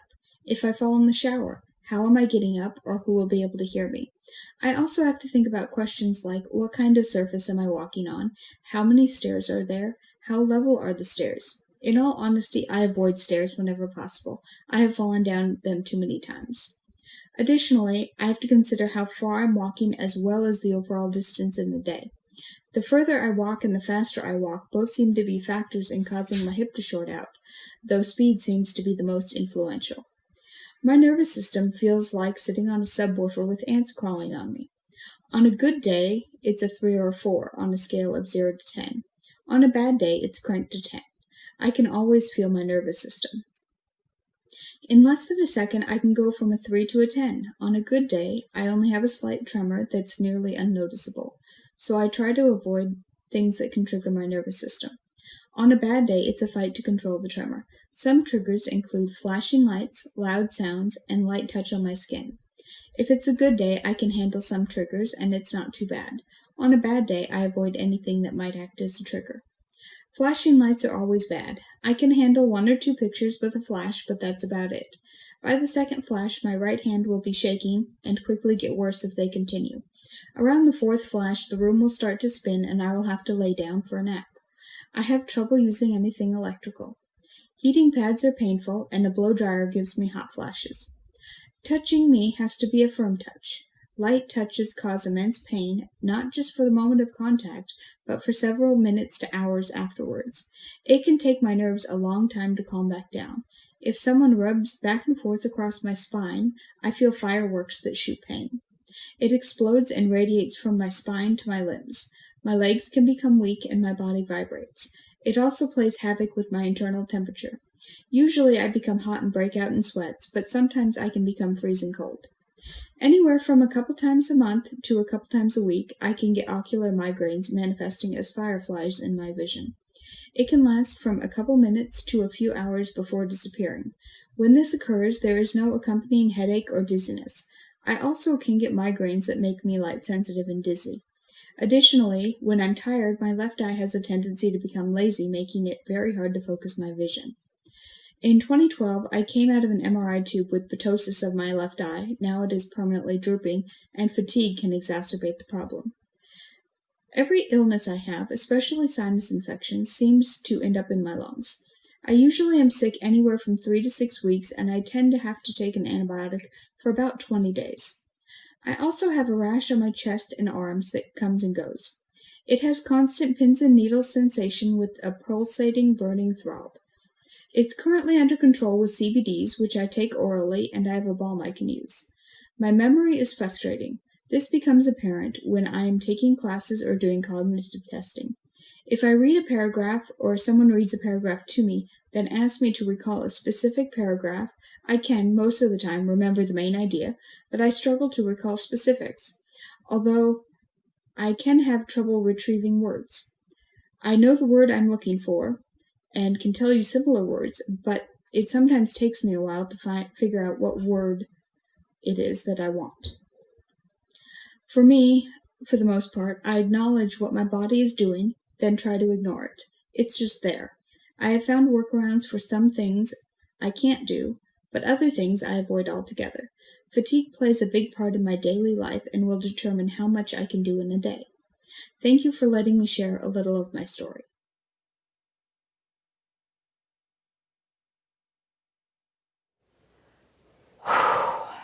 That was incredible.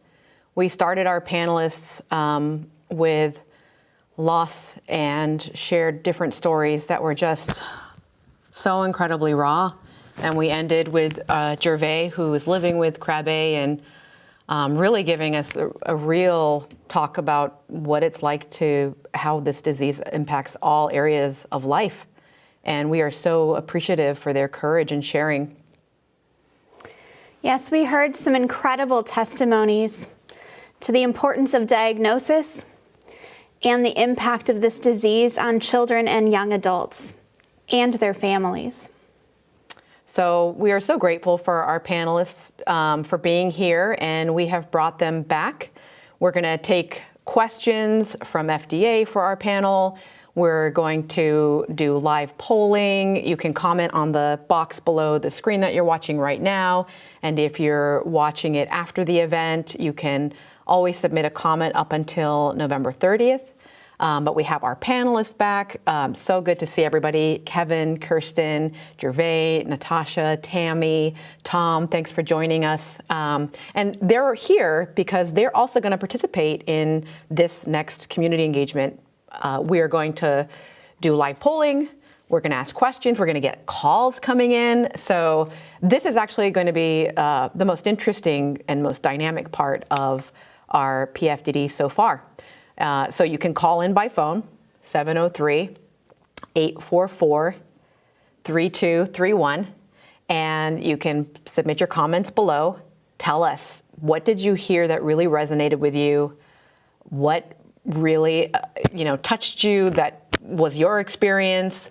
maybe something wasn't mentioned here on our panelists about how life is impacted by the disease. And we want to hear that too. So we also want to hear differences as well.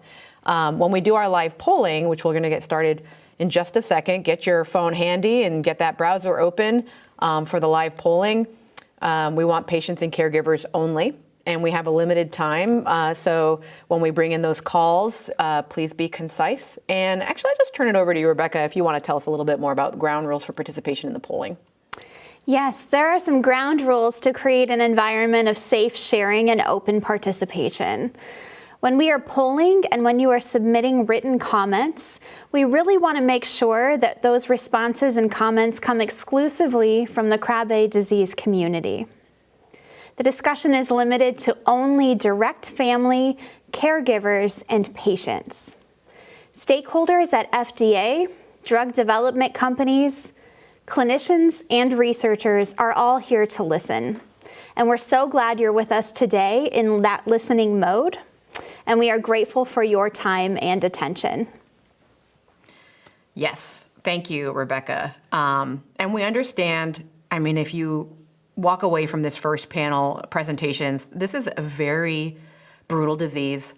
It's emotional. You may hear something, or we may ask a question that is personal and maybe even triggering, and that's okay. We want you to feel like this is a safe space for you to share what you're feeling and how this disease impacted you.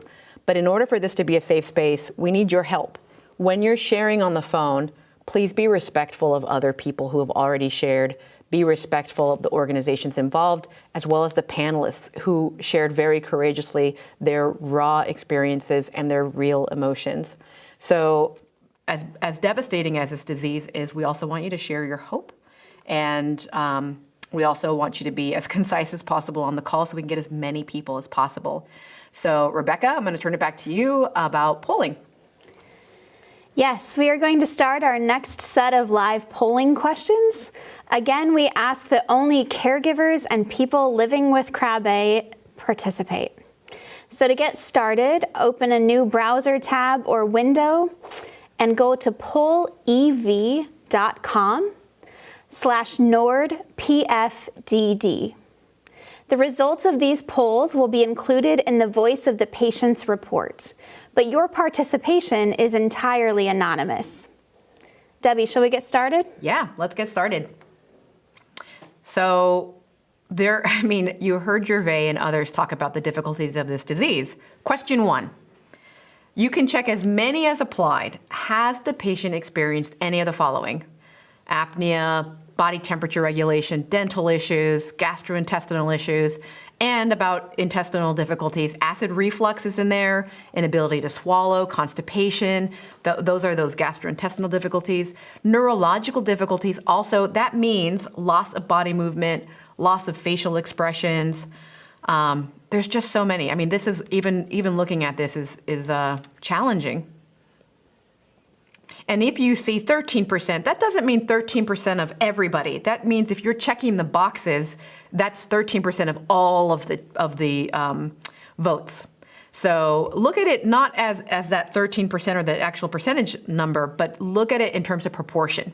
So, gastrointestinal issues as well as neurological difficulties are ranking 1 right now.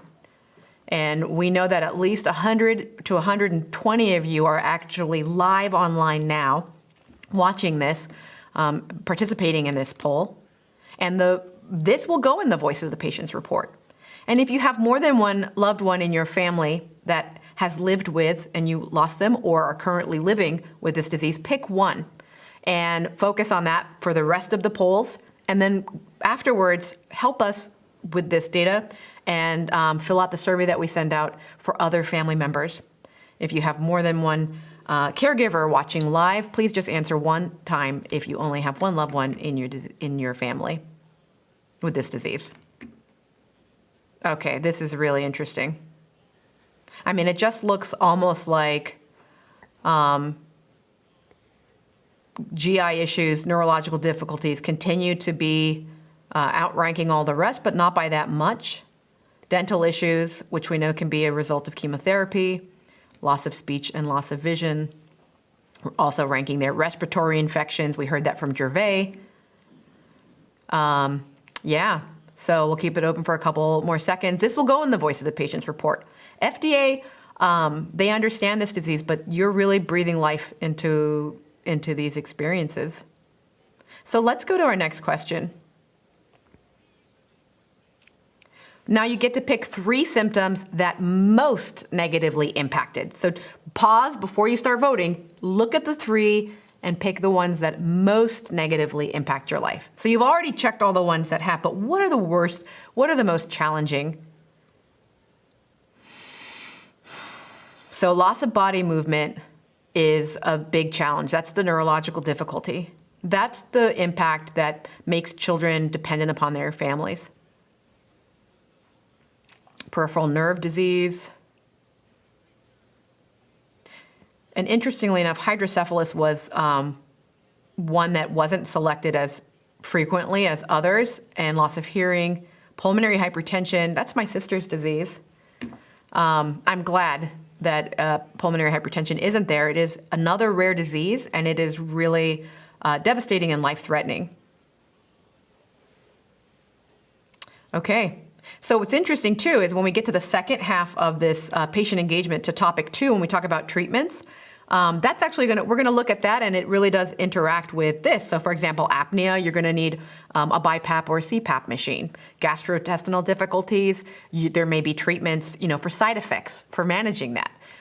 Chemotherapy causes dental issues, so maybe there's dental night guards and other devices that are important. So this is really helping us, and that's, I think, why patient-focused drug development meetings have 2 parts. What's life like, and then what are the treatments? Because when you know what life is like and what the symptoms are and how it affects you physically, those treatments are going to play a huge role. So we're really setting the foundation for the next set of questions. And those second set of questions on treatments and therapies and trials, that's really the critical issue for FDA as they look at gene therapies, enzyme replacement, in utero transplant, these incredible new options on the horizon. Great. Let's check out the next question. And also, while we're checking this out, Rebecca, I'd love it if you, I know Rebecca's taking a look at the comments that are coming through. We want your feedback. Was there a treatment not listed? Was there something that you wanted to share about the impact of some of these side effects or symptoms? And sorry. Go ahead. I know you just mentioned, in utero and decision-making for parents. And we actually have someone on the phone who's called in to discuss their life with Krabbe and their decision to pursue IVF. We have Lisa on the phone from Hershey, Pennsylvania. Lisa, can you hear us? Yes. Can you hear me? Yes. Welcome. Thank you. My name is Lisa Brackbill, and I live in Hershey, Pennsylvania. My daughter, Tori, died from Krabbe at 20 months of age in 2016. Since then, I have been fighting for change in Pennsylvania, and we are very close to passing legislation that will not only make Krabbe part of the mandatory screenings, finally, which will implement Hannah's Law of 2014, but it will also pave the way for other rare diseases to be added quickly. We would have done anything to try to save our daughter's life, but we were denied that opportunity because she wasn't screened for it at birth. There isn't much that I can add about life with Krabbe to what has already been said by my fellow Krabbe parents and friends. Krabbe was and is devastating. We had to be intentional in our marriage to strengthen it and not allow a terminal diagnosis to destroy it. It's been a journey of grief and joy, and we miss our daughter every single day. I did want to speak about something else Krabbe parents face, which is the risk of having additional children. Not only did we lose a child, we were told on diagnosis day to not have any more children naturally because of the high risk of a repeated Krabbe diagnosis. We then had to make a decision, have no additional children, risk natural conception, adopt, which is expensive, or pursue in vitro fertilization, which is equally expensive. My husband and I chose to do IVF to grow our family, but that came at a high cost, as my husband's employer provided coverage excludes fertility treatments as a rule, even though I appealed their decision because of our genetic mutations and the fact that it would actually save them money. It cost us around $20,000 to have our identical twin boys. $6,000 of that was just to genetically test the embryos. Lisa. And we also had a failed transfer this year. Lisa, I'm sorry to interrupt you. $5,000. Lisa, sorry to interrupt you. What you shared was so incredible, and we are so sorry to hear of your loss, and your experience around IVF is so important, and we do know that it's very expensive and extensive. Thank you so much for sharing. I hate to cut you off, but we absolutely want to continue to gather more stories and more callers, but you are absolutely welcome to continue to share your story in the comments. Those comments will be put in the Voice of the Patients report. So thank you so much for sharing your experience, your loss, your hopes, and the reality around IVF. That's a real consideration for our families. We just looked at the question here for primary caregivers. How does it impact your life? The stress of living, isolation, losing your job, modifying your work schedule. It's devastating. Let's get to the next poll question. We've got a bunch of poll questions, and we want to make sure that we give enough time. And if you're watching FDA, and we know that you are, do you have any questions for our panelists? They are on standby and really eager to continue to share if it helps in your understanding of the disease as you look at drugs for clinical trials. So this question, Rebecca, this is on adaptive medical equipment, assisted medical equipment. We heard some of that in the stories. What does it look like so far in terms of feedback? We see a lot of responses coming in. A very common response is adaptive strollers, assisting devices for walking and movement, wheelchairs. We also are seeing several responses come in regarding feeding machines or devices, and orthotics and braces along similar lines. Also, as we heard stories previously, smart vests, suction machines, chest therapy seems really to be a common response here. Yeah, it looks like you all are building like a mini hospital with all of these devices. It's got to be expensive. It's got to take a lot of work to coordinate the care. It's almost like Natasha mentioned, having to be the doctor, the nurse, all of the work involved. It definitely takes away from your opportunity of actually being a parent to your loved one. We got one more polling question to go. Let's take a look at that. And I've got some questions for our panel. This is our question on the number of physicians and medical experts playing an active role in your care. That's cardiologists, geneticists, ophthalmologists, Krabbe specialists. How many? Wow. We're seeing responses of even 7 to 9 specialists. If you really think about the impact, now 10 or more. When you think about that impact of scheduling, traveling to appointments, really trying to communicate between specialists and primary care and keeping everyone informed and in the loop about what's going on. And as we heard in the stories from caregivers, actually coordinating a patient's care, we heard parents taking on a lot of roles to do so. Yeah. It looks like right now we're falling in that 4 to 6 specialists range. Even more than one specialist. Like we heard from our caregivers in Vermont, one specialist still could be very difficult to access. Accessing specialists during a pandemic, that's a challenge. Having one specialist talk to another specialist to make sure that the care is coordinated. It's a full-time job taking care of a Krabbe loved one, a loved one living with Krabbe disease. This is going to be included in the Voice of the Patients report. What you see captured now here live is going to change a little bit based on survey respondents. We have heard from the Krabbe community, and we know that some of them were unable to be here today because of family responsibilities and other obligations. Taking care of a child, medically complicated child, is a full-time job, as we've heard. So we welcome all comments and survey responses. This poll will be in that survey up until November 30th. So we're really grateful to have you there. We're grateful for Lisa, who shared about IVF and that burden. We know that if you have a child living with Krabbe or have lived with Krabbe, you wanted that family. And if you've experienced that loss, what do you do in that case? That's a really heart-wrenching decision. So we do have some comments. I have a question, actually, I'd like to ask our panel. Ladies and gentlemen of our panel, my question, actually, I'm going to throw it first to Natasha. Natasha, you had mentioned that your son had 3 to 4 breaths per minute. And I'm not sure what that meant. How is that medically significant, or why were you guys scared to hear that? Just as an example, so this is my first thought here, is that during Keenan's, one of his first sleep studies where he had to qualify for CPAP, it was recorded that he had 900 central apneas during the course of the sleep study. And I don't remember whether that was a 6-hour or 8-hour period of time, but 900 central apneas. That's not an apnea caused by a physical obstruction. That's caused by his central nervous system, his brainstem.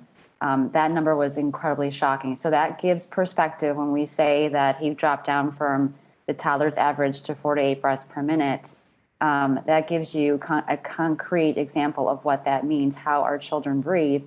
And on top of that, because of his low tone, he's using his accessory muscles to breathe. And with the loss of tone, his jaw is open. So if you imagine going to the doctor's office and they say, take a deep breath, you know how hard you have to work at that deep breath. Now try doing that with your jaw dropped open. And that's a tremendous amount of labor just to do something that we all do involuntarily and don't think about. So the burden of this is just incredible. Thank you for sharing that, Natasha. I don't know if you mind if I continue to dominate the questions, but I have a question for Gervais. Gervais, you mentioned recurring infections and then also subsequently having to take antibiotics regularly. How long have you been taking antibiotics, and has it affected your gut microbiome? Has it affected your GI system? I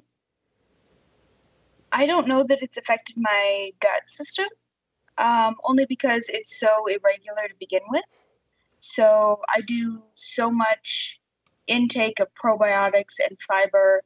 I don't notice a difference because it's so irregular. I've been taking antibiotics while getting sick for the past 16 years since transplant. Great. Thank you for that response. And just as a quick follow-up, for probiotics, are you using prescription probiotics or over-the-counter probiotics? Over-the-counter, I use Yakult. I also tend to do a lot of yogurt.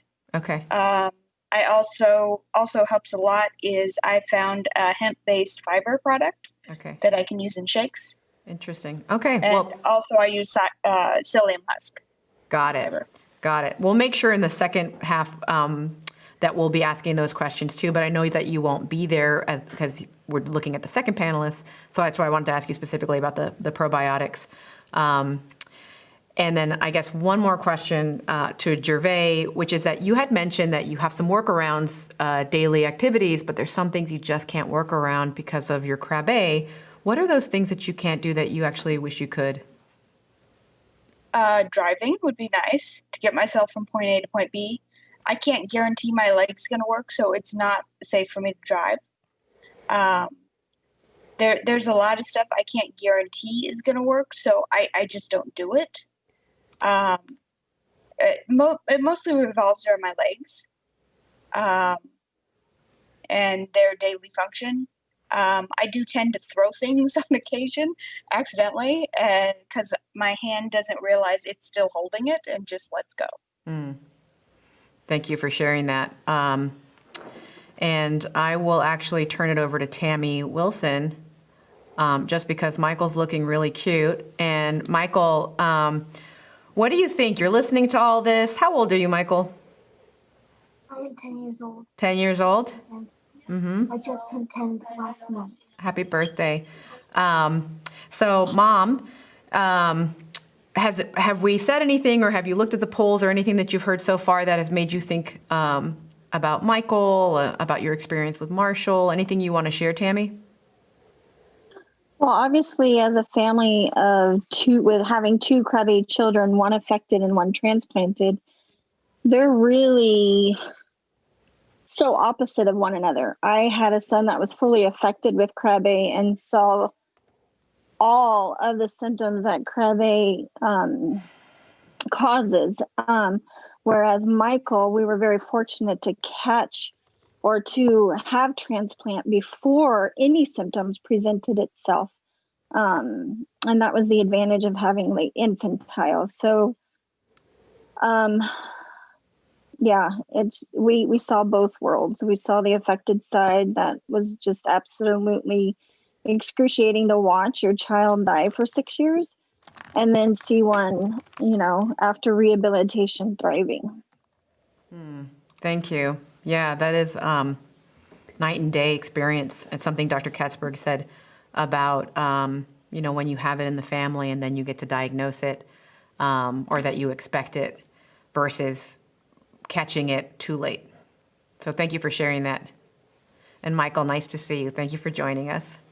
I know it's kind of boring probably, but we're happy to see you. No, it's not boring. Good. I'm glad. All right. So Rebecca, comments and questions or callers? Yes, we have actually a question for Kirsten. You mentioned chronic stress, depression, isolation, weight gain, sleep deprivation. Did you find a way to cope? And how are you doing now? Thanks for that question. Well, one of the things I just want to acknowledge is that Kevin and Tammy and Natasha were all part of our cohort, and so, a couple of the families you're going to hear in the afternoon. And we're one of two families that I know of that we had met early on where our daughter is still alive. And so I don't feel like we have survivor guilt, but there's definitely the added stress of watching other people go through what we know is down the pike for us. Tom's an avid cyclist. That's one of the ways he's coped. I think having connections with other families has been sort of a mixed bag. It's both useful and also heartbreaking. And just because you have a common disease doesn't necessarily mean you're necessarily friend material. I know some people, when they were listening to what we talked about, like, why the hell don't you just move out of Vermont if there's like no nursing and you don't have it, because it's beautiful here. And we wanted to stay here and we love hiking. Do you want to say some other things on term? Yeah, you spoke for me already. That you bike, and that's all he does. He bikes and bakes. Yeah. That's wonderful. Bikes and bakes. It sounds also like just general pandemic coping. I know, but that's our life, right? So now we're like annoyed because there's flour to be had because everyone else is like baking when we do that all the time. So, yeah. Thank you so much. We do have a caller on the line who also has mentioned anticipatory and complicated grief. We have Sue from North Liberty, Iowa. Sue, can you hear us? Hi, Sue. Hi. Hello. Our daughter had all of her skills. She had quite a vocabulary, no problem with eating.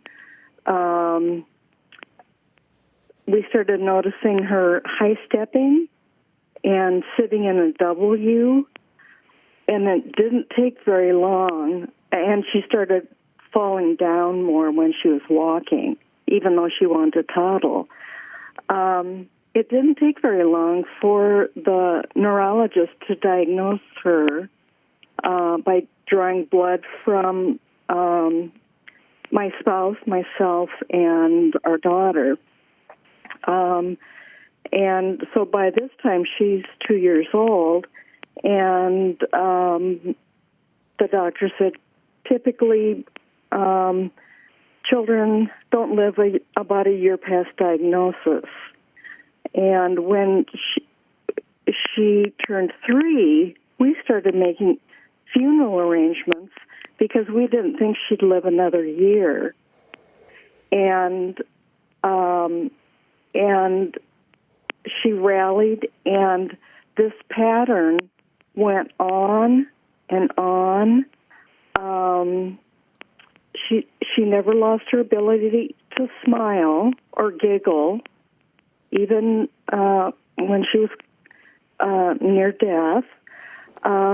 She lived to be 26 years old, and she was born in 85. So there was no there was no talk about any kind of treatment or transplantation. Thank you for sharing your story. I don't know how many times we said our goodbyes. Oh, that's devastating. Thank you so much for sharing your stories. We have 10 minutes left. We have comments coming in fast and furiously. Some of them are actually questions posed to our panelists. We want to get to those first because our panelists are here for the next 10 minutes. So, Rebecca, do you see the comment? I do. We actually have a question related to Michael for Tammy from Stacy in Minneapolis, Minnesota. Stacy asks, does Michael have any ongoing issues from the transplant? Has Michael witnessed any peripheral nerve disease? Michael has not experienced any nerve complications of any kind that's noticeable, and he doesn't complain of any pain.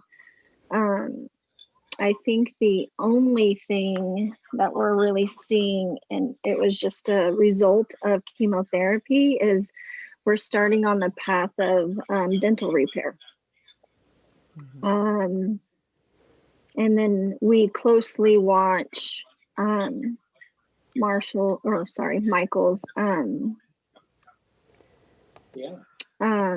kidneys and liver, just because of complications from the chemotherapy. So he sees those specialties every 6 months. Thanks, Tammy. Thank you. So I'm going to ask the whole panel a question. Raise your hand if you want to answer this one. So Amanda from Norwalk, Connecticut, wants to know about the effect on siblings.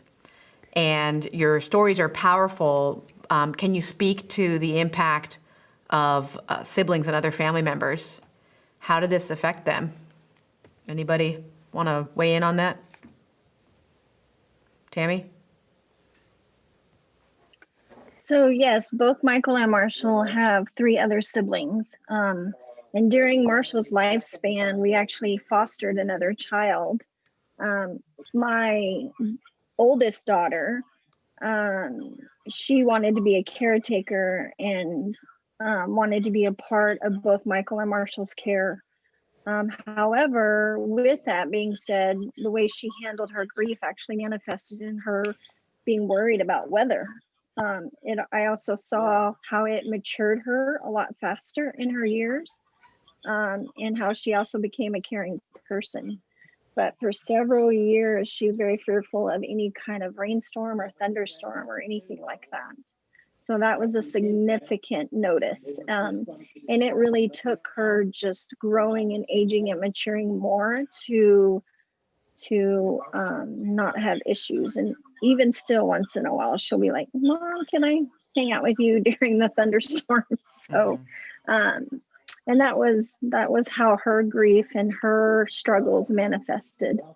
And then my boys, I didn't see anything drastic other than, I think the significant thing is we're a very open door policy type family within limits. And the fear is that I think my children really limited their socializing and didn't want to bring that home a lot, which was very unfortunate. So I think they felt isolated in some fashion as well. Great. Jervy, I saw your hand raised. Did you want to make a quick comment? Because we have about a couple minutes left and we want to ask Kevin a question. Yeah, no problem. My brother basically felt abandoned. We've done years of counseling together to move past a lot of the trauma that has happened. Thanks for sharing that. So Nikki from Oregon commented about relating to Natasha's story about her son Emmett teaching her to communicate through blinking. And they were teaching him Braille to answer yes, no questions because he's literally trapped in his body. And that Nikki really wishes she could know what he was thinking, what his preferences are. Kevin, what kind of communication did you have with your son, Colin? Well, Colin never spoke verbally, so it was all body language, size, was a big thing. Eye rolls was something I got a lot with making funny comments or jokes. I would typically get an eye roll. With smooching grandma, whenever we would tell him that smooching grandma was coming, he'd always let out a big sigh and roll his eyes because he knew that meant grandma was coming and he was going to get smothered with kisses. So, it was really just that, the body language was the biggest way that we were able to communicate. Thanks. Thank you. Kirsten, Tom?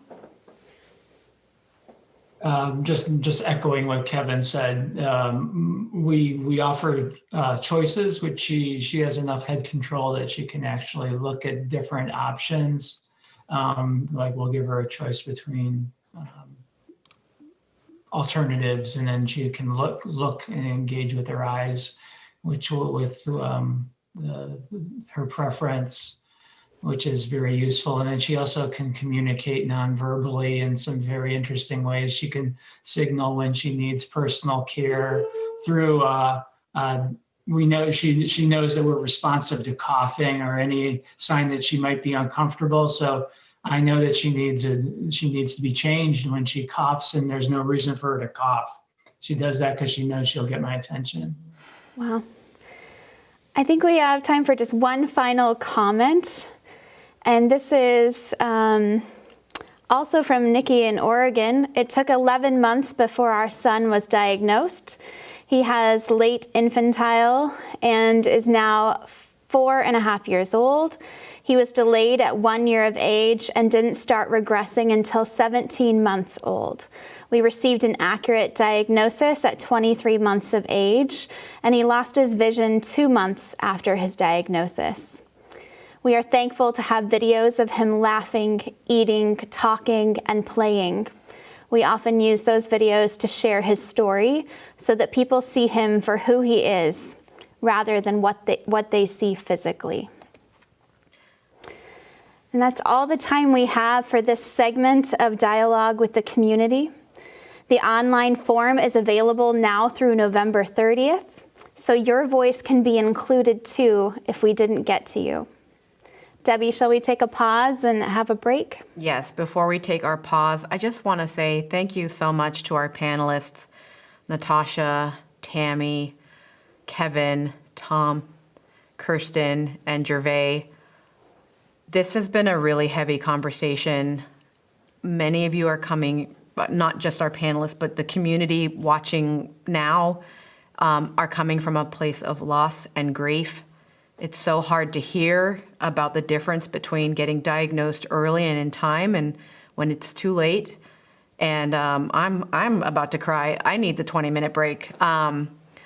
Our hearts go out to you. We applaud you for your courage. To the community members who called in and were not able to get to you, we want you to comment, and the call lines will be open for the second set of questions.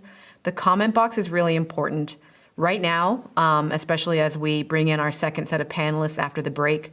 So thank you all. Thank you so much. We're going to take a 20-minute break, collect our breath and our thoughts, and keep your second tab open with that poll.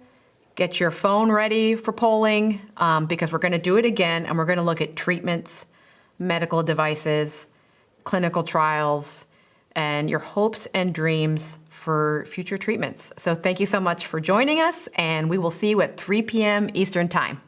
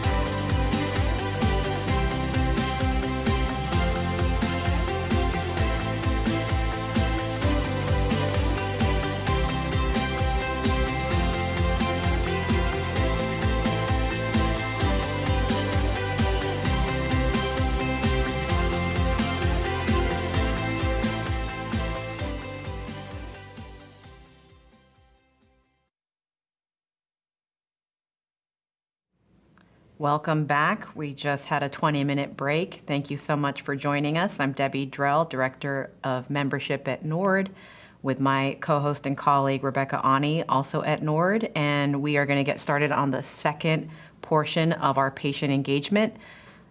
We have a new group of panelists who are here to talk about treatments, our experiences with treatments, our hopes for future treatments, as well as our experiences and preferences for clinical trials.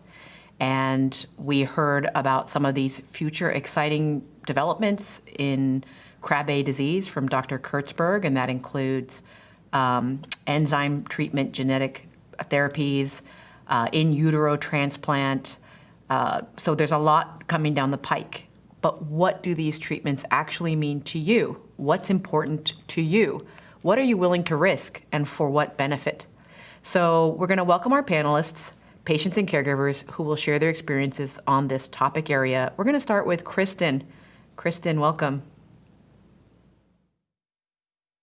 Hi, my name is Kristen Webb, and this is Owen, and he has his own script. Yes, he's going to talk. And we're from Knoxville, Tennessee. Yeah, can you put your paper lower so they can see your beautiful smile? And I am the mother of two beautiful children, one whom you've already met, Owen, and Mabry, both of whom are affected by Krabbe disease. While my focus today will be on our son Owen and his treatment, it is impossible to tell his story without acknowledging his sister Mabry. Mabry's short 11-month life with Krabbe made us aware of this horrific disease. She was unable to receive treatment because she was too far progressed. She is the reason we knew to test Owen once we unexpectedly found out we were pregnant again when she was just 6 months old. Owen, who was tested in utero first through chorionic villus sampling, a CVS, which is a prenatal test that is used to detect birth defects. We did this with the hope to receive results in time to consider possible participation in a trial for in utero treatment. This didn't work out because after 3 weeks of waiting for results, they came back inconclusive. I then underwent an amniocentesis as another means of detecting Krabbe. It was another long, grueling wait. On December 19th, 2014, exactly 3 months to the day after our daughter's diagnosis, we received the same news for our son. I was 6 months pregnant when we learned he had Krabbe. We experienced a range of emotions, from sheer devastation and anger to fear and guilt that we weren't able to provide our daughter the same opportunity. However, beneath these emotions was just a small glimmer of light: treatment. We knew it wasn't a cure, but it was better than the alternative. Fast forward a few months to March of 2015, just weeks after our daughter Mabry had passed away in February. In order for Owen to get the best care for Krabbe after he was born, my husband and I had to put our lives on pause, pack everything up, and move 5 hours away from our family and friends in preparation for Owen's arrival and treatment at Duke University Hospital. I had to take unpaid leave from my job as a teacher while my husband was able to transfer the location of his job with UPS from Knoxville to Raleigh. Upon arrival, we sat down with Dr. Kurtzberg and her team prior to Owen's delivery. She presented us with the opportunity to enter into a clinical trial called DUOC-01, a cell therapy done in conjunction with blood stem cell transplant. He would be second in the world, first with Krabbe to partake. The unknowns made us a little uneasy, but as she explained more in depth the purpose of this therapy, we saw no reason not to participate. Exactly. The major benefit behind it was it could prevent disease progression, and it does this through the acceleration of delivery of donor cells to the central nervous system. With Owen having the most severe mutation of Krabbe, this slowing down the progression was definitely ideal. The way this was done was he was given 80% of the donor stem cells on transplant day, while the other 20% was sent to the lab where they reproduce as many more healthy cells as possible in a 28-day time frame. On the 28th day, Owen received a second dose of stem cells through a lumbar puncture. We have never regretted our decision to move forward with this additional therapy. The transplant process Owen underwent, including a very aggressive chemotherapy regimen, was a wild roller coaster ride. During the process, we tried to remain hopefully optimistic. We had to take one day at a time as things changed daily. Some of the major side effects Owen experienced was mucositis, which is painful inflammation and ulceration of the mucous membranes lining the digestive tract, which led to breathing issues that required 3 trips to the ICU. He received countless blood and platelet transfusions and was placed on an exhaustive list of medications. He also experienced severe burns on his bottom due to chemo in his urine. The burn team came and taught us a routine we used with each diaper change to help the healing process of these burns. He spent his first 110 days of life in the hospital and an additional 4 months living just outside the hospital once discharged. We were finally able to take Owen home to Tennessee at the end of November in 2015. As far as lasting side effects, the major ones we see today are low muscle tone and dental issues. The chemotherapy he received has caused weakened enamel, resulting in many cavities and thinning roots. He does not have any permanent teeth from canine to canine tooth on the bottom and top.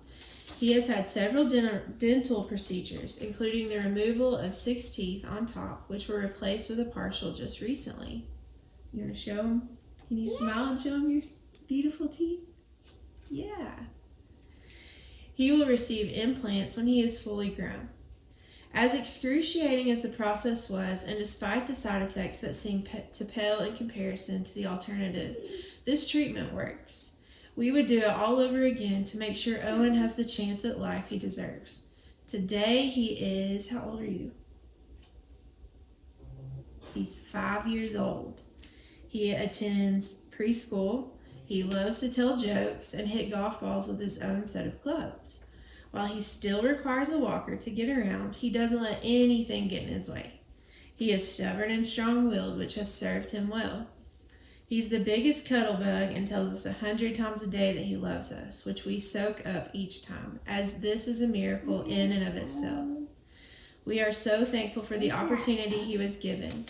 It's a true night and day difference between Mabry and Owen. If only we could have given her this amazing gift too.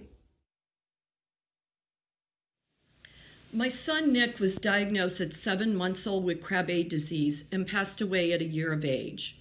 When my daughter Gina was born, we had her tested as a newborn for the disease. As a family, we were devastated that we would be facing this horrible disease again and potentially losing another child as an infant.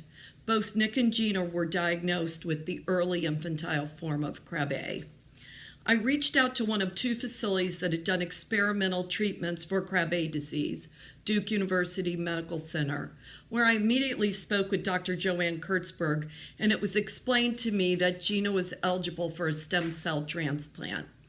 Our family traveled to Duke from Cincinnati, where Gina received a battery of tests to determine how advanced her disease was. It was explained to our family that Gina would be the youngest patient to receive chemotherapy at Duke and to have a transplant for Krabbe. Prior to Gina, there had only been 2 other newborn transplants at Duke University Medical Center. Gina's pre-transplant evaluation showed that her central and peripheral nervous systems were already compromised and that the nerves were demyelinating even at 2 weeks of age. Without treatment, her body would continue to deteriorate rapidly. It was difficult as a mom to look at your perfectly 2-week-old infant, holding her in your arms, knowing that she had a raging terminal disease going on inside of her. Gina would be a part of a pioneer of a research study. It was emotionally challenging to make a decision with little or no prior history of long-term outcomes of other patients. Early infantile Krabbe disease is rapid, devastating, and a neurologic disease that has no time to weigh in on a decision. Gina began her chemotherapy and transplant journey at 3 weeks of life. Our oldest son, Philip, was 15 years old and in school in Cincinnati. My husband stayed home with Philip, and I stayed inpatient with Gina for 5 weeks during her treatment, then 4 months in Durham for outpatient treatment. The separation from the family was difficult, but we needed to divide and conquer in order to try to save Gina from any further deterioration of Krabbe disease. The transplant initially stabilized the enzyme deficiency for the first 8 to 10 years of Gina's life. She thrived and gained a number of milestones that her brother Nick never achieved. Gina had a bubbly personality and seemed to flourish and develop physically, although she did have some physical limitations. Gina was never able to walk independently, but she was able to walk in a walker in her early years. From early progression of her disease prior to transplant, Gina had challenges with her speech and used a communication device to help her to communicate her wants and needs. She had some verbal skills, but her muscles around her mouth and throat were weak, and she was not able to speak clearly or to eat efficiently. Because of the compromises with her oral motor functions, Gina took a long time to chew her food and swallow liquids, so she was not getting her proper sustenance. Gina required a feeding tube to supplement her nutrition and hydration in order to live. Gina was on a number of medications for muscle tightness known as spasticity. She was in constant need of stretching to help loosen and lengthen her muscles. As she grew, her muscles were not always able to keep up with the bone growth due to the early damage of the nerves in the peripheral nervous system. Gina wore braces on her legs, hand splints, received Botox injections routinely in different nerves in her arms and legs to stop muscle contractions. She had surgery to lengthen her hamstrings and went through serial casting a number of times to help the bones to develop normally and to stretch the muscles in her legs. Gina was dependent on others for all of her daily needs, including nutrition, hydration, bathing, dressing, administering of multiple medications throughout the day. As a caregiver and now single parent for Gina, it was a full-time job to manage her emotional, physical, medical, prescription drug, and medical supply needs. On a weekly basis, we typically spent a minimum of 3 days a week at multiple doctor and therapy appointments. Gina's medical team consisted of a number of medical professionals in multiple specialties, 2 Krabbe disease experts, and a home health care support team. Her team also included service technicians for her wheelchair and communication equipment, durable medical equipment providers, school nurses, educational assistants, along with caregivers and nursing staff in the home to support Gina's overnight needs. Gina was able to attend school, drive a power wheelchair, and was cognitively age-appropriate throughout her life. She began declining significantly around the age of 10, losing functions of her hands, arms, and legs. She developed severe scoliosis in her back due to the weakening muscles. Her internal organs, including her lungs, were compromised, all of which were from progression of Krabbe disease in the peripheral and autonomic nervous systems. The last few years of Gina's life, she was on oxygen 24 hours a day to help her breathe. She lost her battle to Krabbe disease at the age of 15. Her brain and tissues were donated for research, where it was discovered there was no progression of Krabbe disease in the brain. The transplant had successfully corrected the enzyme deficiency in this part of her nervous system. My son Nick was diagnosed too late for treatment, but we had the gift of 15 years with Gina because her Krabbe was diagnosed very early and she was able to receive a rapid intervention with the transplant. Hi, my name is Carlita Blackwell, and I'm from St. Louis, Missouri. In October of 2016, my husband and I welcomed our first child, a son named Ezra, into the world. I know that all parents say this, but we truly could not have felt a more instant love and bond with our little boy. We soaked up the next several weeks with early morning snuggles, first baths, and settling into our new routine as a family of 3. After about 2 weeks of being home, my husband had returned to work, and I received an unexpected call from the geneticist. I still remember exactly where I was standing in the kitchen and reaching for the Post-it as he spelled out the words for me. Krabbe. I was told that Ezra's newborn screening indicated that he had Krabbe disease. But that is essentially where the conversation ended. I Googled it, and my heart dropped, my throat closed, and my eyes welled up with tears. I read that my healthy newborn baby boy would likely die by the age of 2, and that's as far as I could let myself read in that moment. Immediately, I called my husband to return home from work. We cried together and wondered how this happened. I refused to have anything to do with the internet at that point. But my husband found the Hunter's Hope Foundation, and we were in contact with them within an hour. They put us in contact with Dr. Kurtzberg at Duke University Hospital, and she kindly contacted us in that evening, despite being late at night, to discuss Krabbe disease more in depth and talk about stem cell transplant as an option for treatment. She contacted our local pediatrician to have additional testing run the next day to confirm Krabbe disease and determine whether or not it was the early infantile form, which it was determined to be. At that time, Dr. Kurtzberg shared with us how critical it was that we started the blood stem cell transplant process as early as possible, whether it be at Duke or our local hospital. For the transplant to be most effective, she shared that they want it to take place within the first 30 days of life, and that Krabbe disease can start causing damage while still in utero. While he may never lead a completely normal life, she shared that a transplant could greatly extend his lifespan and stop the progression of the disease, allowing him to preserve his abilities. She shared with us the risks of transplant, such as graft versus host disease, mucositis, seizures, organ damage, and a host of other things. But honestly, the only thing that I could think of was the ultimate risk of him dying without it, and hearing those risks was a blur to me.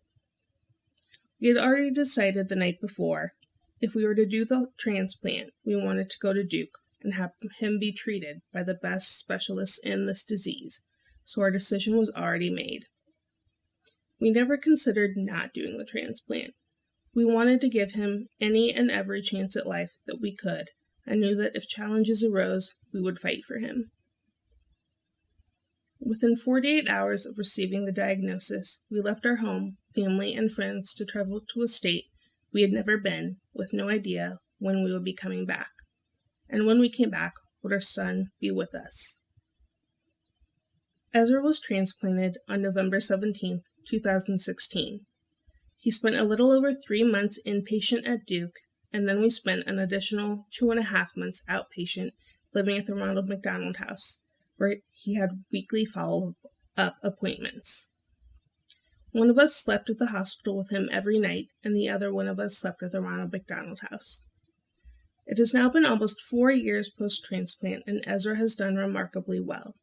He is in preschool 4 days a week and absolutely loves it.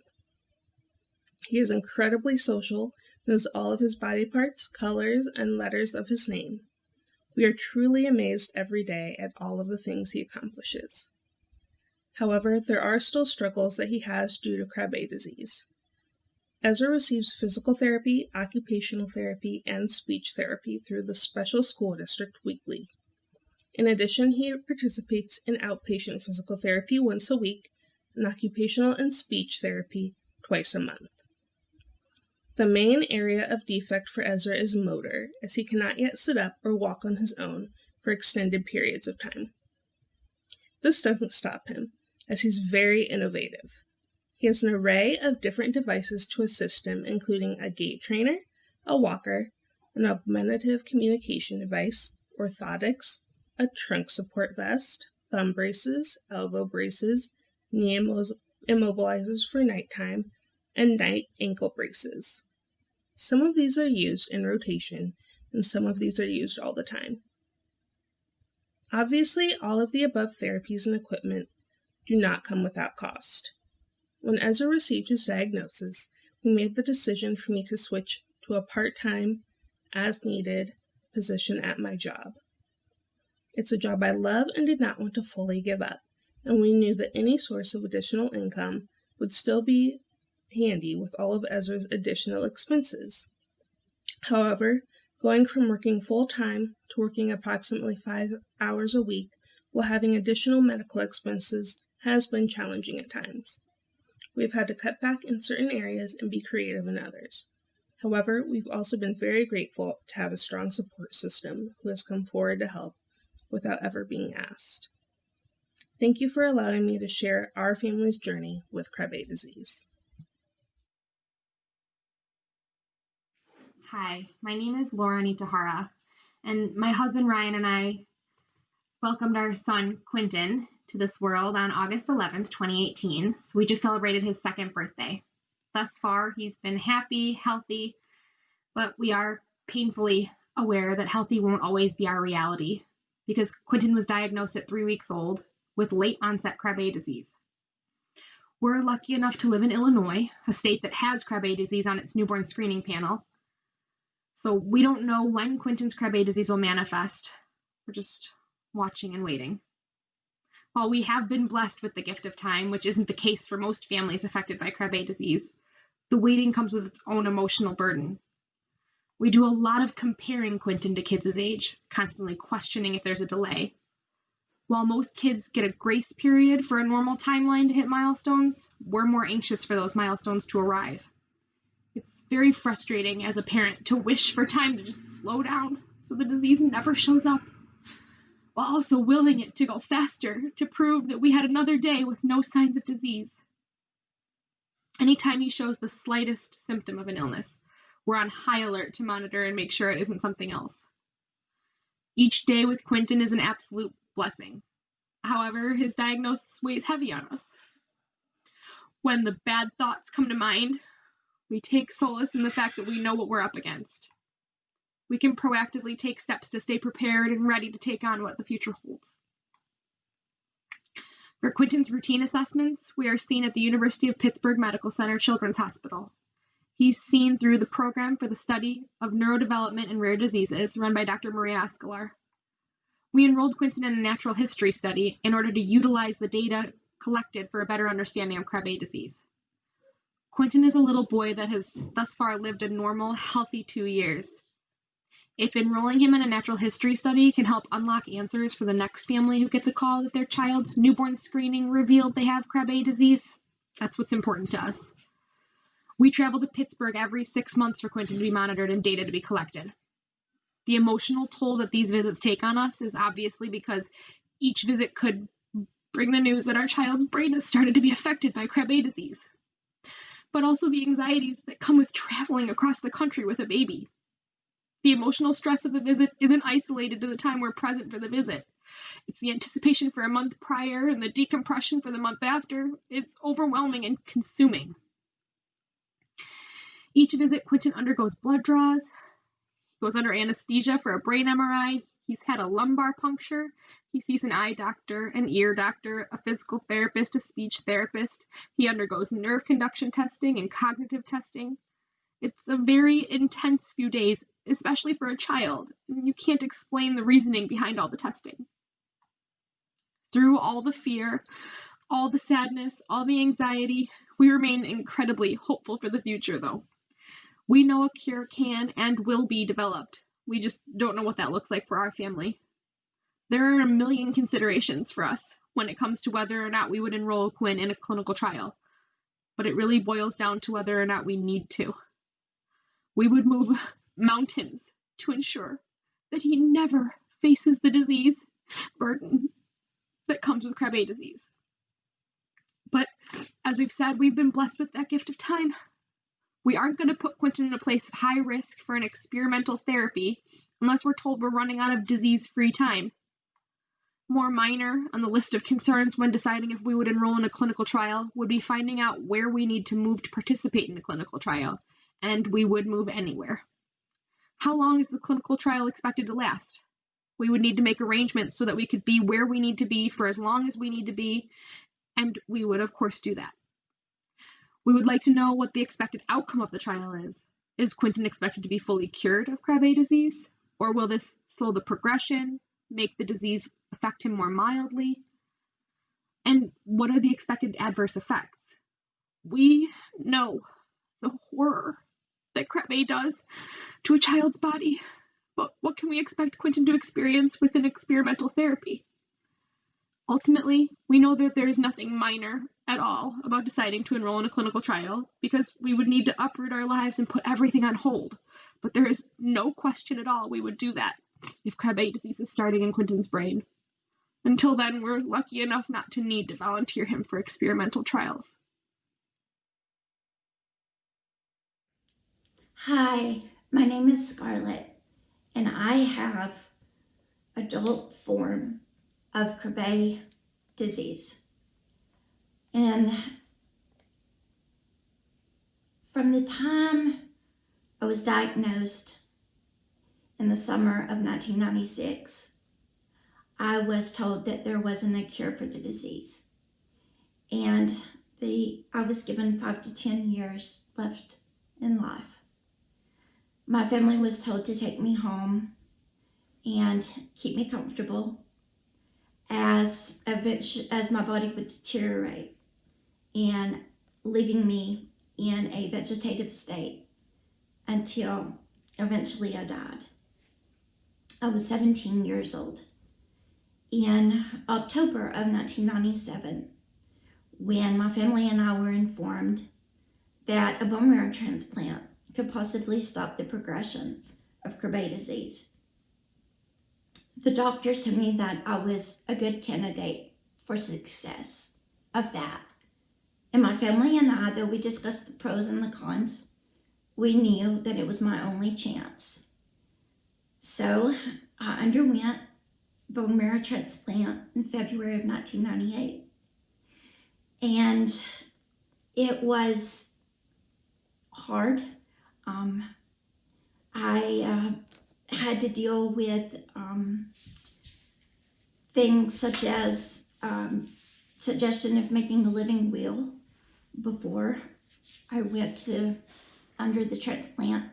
And then as I went through it, I was in Minnesota and I live in Tennessee. So it was hard for me emotionally to be away from family and friends. And the transplant itself was easy for me, considering those that I was in the hospital alongside. It seemed that it was easier for me. I didn't suffer hardly any side effects, hardship.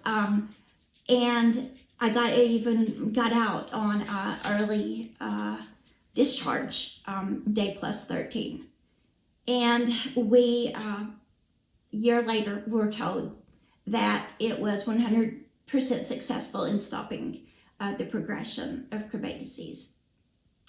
Though I still carry the scars mentally and emotionally, which are harder than that physically, the transplant was worth it, of course, because I stood throughout the whole reception on my wedding day. I danced at my, I stood throughout the whole ceremony of my wedding, and then I danced at my reception. And 41 years old today, I see now, that I was given 20 plus years of at life, and I, even though, there are side effects and symptoms that a bone marrow transplant leaves you with, like I've had cataract surgery and a total left hip replacement in my 20s. Even though it has been a blessing, I have never been offered in the past to do clinical trials, but I would definitely weigh the pros and cons of one, and I would take part in it, specifically for my hands shake. I have tremors. I have a hard time relaxing. I've tried marijuana and I've had success with it helping me relax. But if there could be reversal, that would be great. Thank you.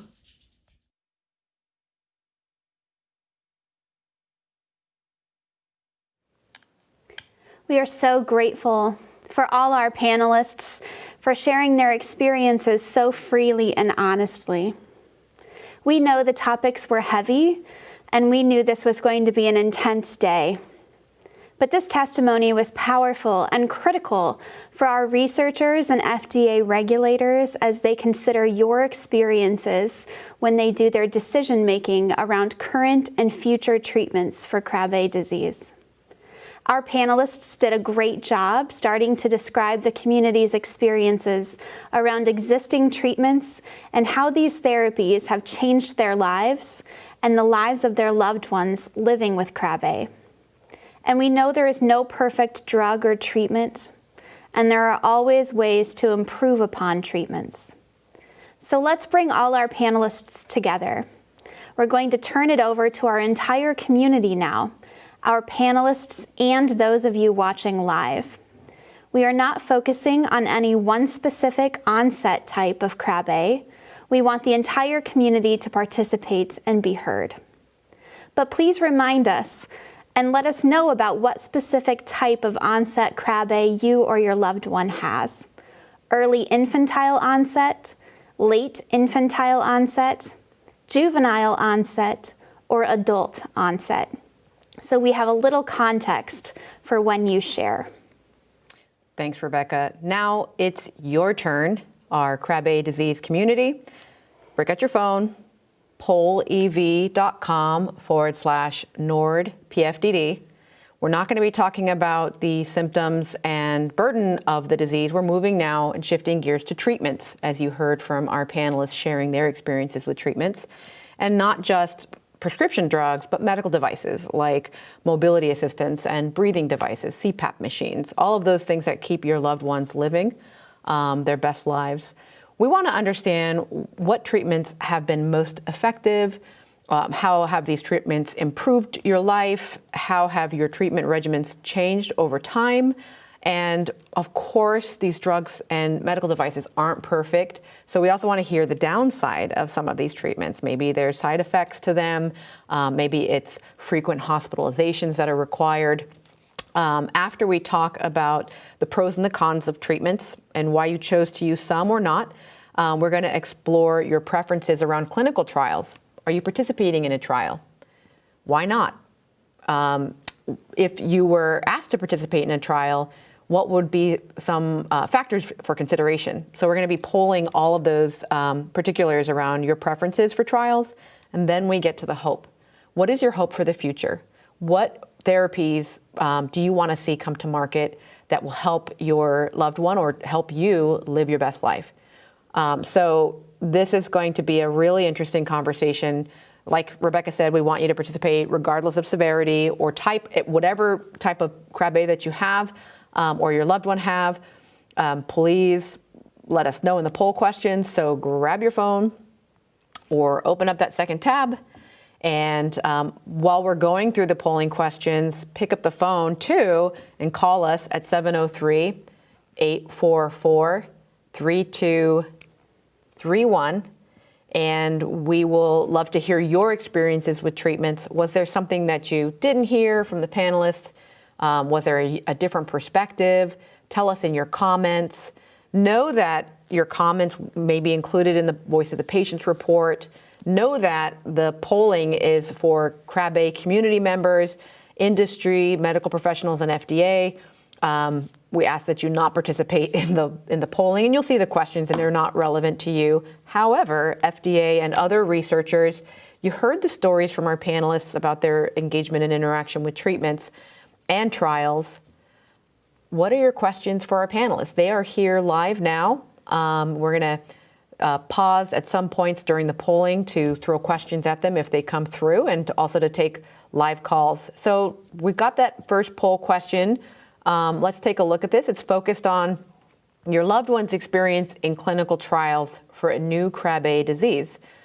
Are you participating in a trial right now? And if you have participated, would you do it again? And if you have participated, would you not do it again? Would you say that didn't work for me? And maybe you didn't participate because you didn't know about the trial. And maybe you didn't participate because you were ineligible, but you really wanted to. And maybe you didn't participate even though you were eligible, even though you were aware, but for other reasons. You chose not to participate in a clinical trial. And if you're not sure, you don't have to answer this question.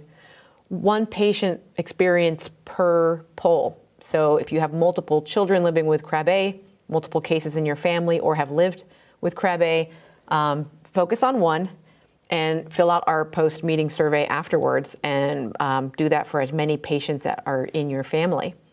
And if you have two parents and one child, only one parent should fill this out for your loved one. We don't want any duplicate entries. These aren't scientific, perfectly scientific, but we do want to capture the community here. So again, if you're just joining us, be sure to go to pollev.com/NORD-PFDD to respond to our polls. Thanks, Rebecca. We'll also keep an eye out on the comments coming through, and be listening to calls coming through. And we have a lot of people watching live right now. Thank you so much for joining us. So this is interesting, and this is actually good news. It means that, you're learning about trials now. If you heard Dr. Kurtzberg's presentation, you now know that there's gene therapies that are in clinical trial right now. There are more trials to come. And we will mention the names of the Krabbe organizations at the end so that you can connect with them, because they're helping to educate on clinical trials as well. We're glad for those of you who participated and would do so again, looking at the polling results. Some of you chose not to participate in clinical trials. We want to know why. If you check that box, could you put in the comments why you chose not to participate in a trial? That's really going to help us, because FDA is also involved, and other researchers are also involved in the development of clinical trials, and they really want you. Krabbe is a small disease community. Everybody counts, everybody matters, and we got to include as many people as possible. But what are the barriers to participating in trial? Wow, it looks like we're pretty evenly split here in responses between not participating because they didn't know about it, and not participating because the patient was not eligible. So I think there's, a lot of work to be done and a lot more research to go to get all of these eligible families involved in research, and make research that hopefully more are eligible for in the future. Mm-hmm. Great. Let's take the next question. Select the top 3 reasons that would deter you from participating in a clinical trial. And there's a lot here, so just take it all in. Before you check any of those boxes, take a look. Are you worried about a placebo, that you're not going to actually get a drug? Side effects. The drug is administered painfully. This trial asks you to stop your current treatment regimen. The drug, you want to know what's most important is it treating symptoms, or is it treating the underlying cause of the disease? So there's a lot of options there. And Rebecca, I see a bunch of calls coming through. I'm not sure if any of the calls are specific to clinical trials or comments. If so, we'd love to take them. Otherwise, we can keep going with this one. Top 3 reasons.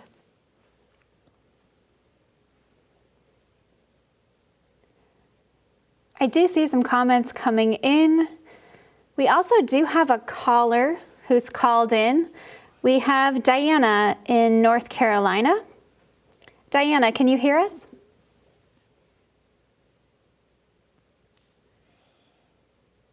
Hi, Diana, are you there?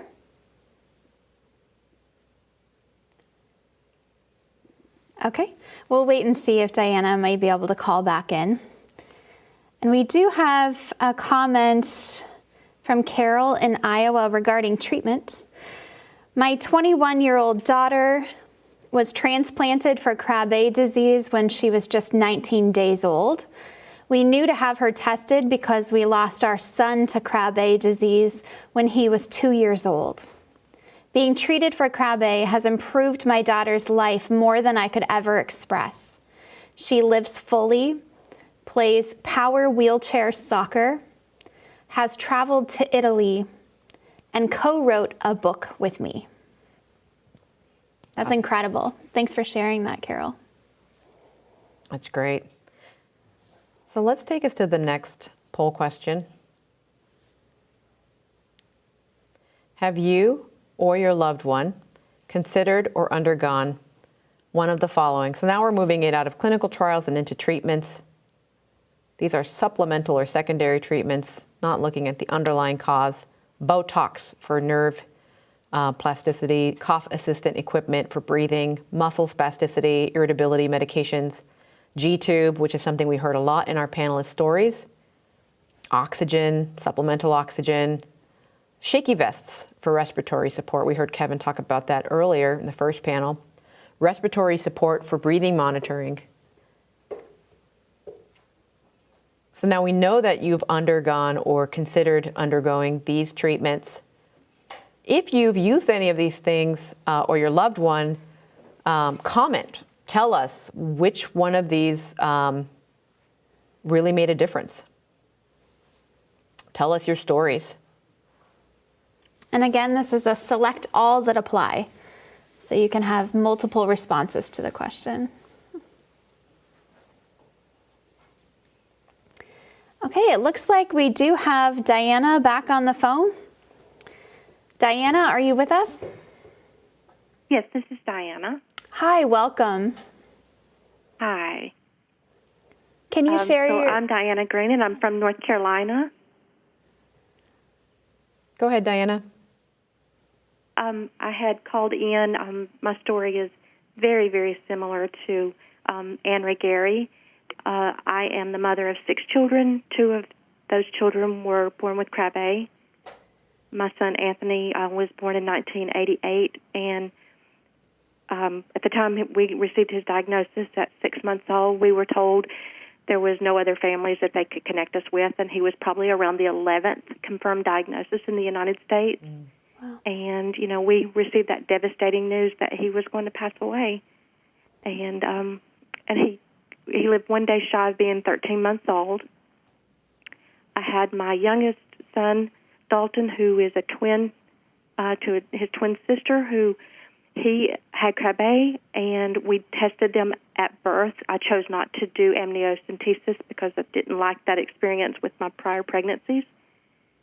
And he was confirmed to be affected with Krabbe, and his twin sister was a carrier only. He did receive an experimental bone marrow transplant at 2 months of age. Was the first early infantile successful bone marrow transplant, to my knowledge, in the world. Diana, have your family members considered or participated in clinical trials? My son lived to be 21 years old. Wow. And on June 25th, he was confirmed with a stopped progression of Krabbe disease many years ago. However, neurologically, there was some peripheral nerve damage that caused him to have severe scoliosis because he couldn't have control of his upper trunk. And he did not get to have surgery to correct the spine, and which compromised his lungs. And so he did have issues, and was on his last few years, he was on oxygen. But he developed a virus, unfortunately, I would have to say it was very similar to the COVID-19 right now, Wow. in June of 2018, and spent 10 days in ICU. So, and he told us he was ready to go to heaven. Oh, Diana, thank you for sharing your experience and your family's experience. And we're so sorry for your loss, and really appreciate your courage in sharing that. Thank you so much. Thank you, Diana. Thank you for having me. But if he were here, we would definitely do something with a clinical trial, and I would encourage others to really look into that option. Wonderful. Thank you, Diana. We really appreciate that. All right, we're going to move on to our next question. Muscle spasticity was number one in that last one. And now we're moving on to medications. So these are the, prescription drugs that you'll get that you can walk into a pharmacy. It's not a specialty pharmacy medication or treatment. Benadryl is over the counter. And then there's chemotherapy. These are the kinds of treatments that we know people living with Krabbe disease have to take. Azithromycin, something that Gervais spoke about in the first panel, antibiotics, respiratory, anticonvulsants. It's a lot of medications. Know that when you're checking these boxes, it may say 22%, but that's just because it's overall with all the checks from all the other drugs. So we're really looking at the proportion. So the greater the number, the more likely it is that the majority of patients are on baclofen or have used baclofen, gabapentin, which was mentioned before too. Other. Now, if you checked other, please, on the bottom, underneath this video that you're watching right now, if you're watching it live, put in the comment box, what is the other? What other medications have you used? You can also say, don't say my name if you would prefer us not to. Just put, what this other is. We're very curious to see what those treatments are, what medications that you've used over the counter or prescription.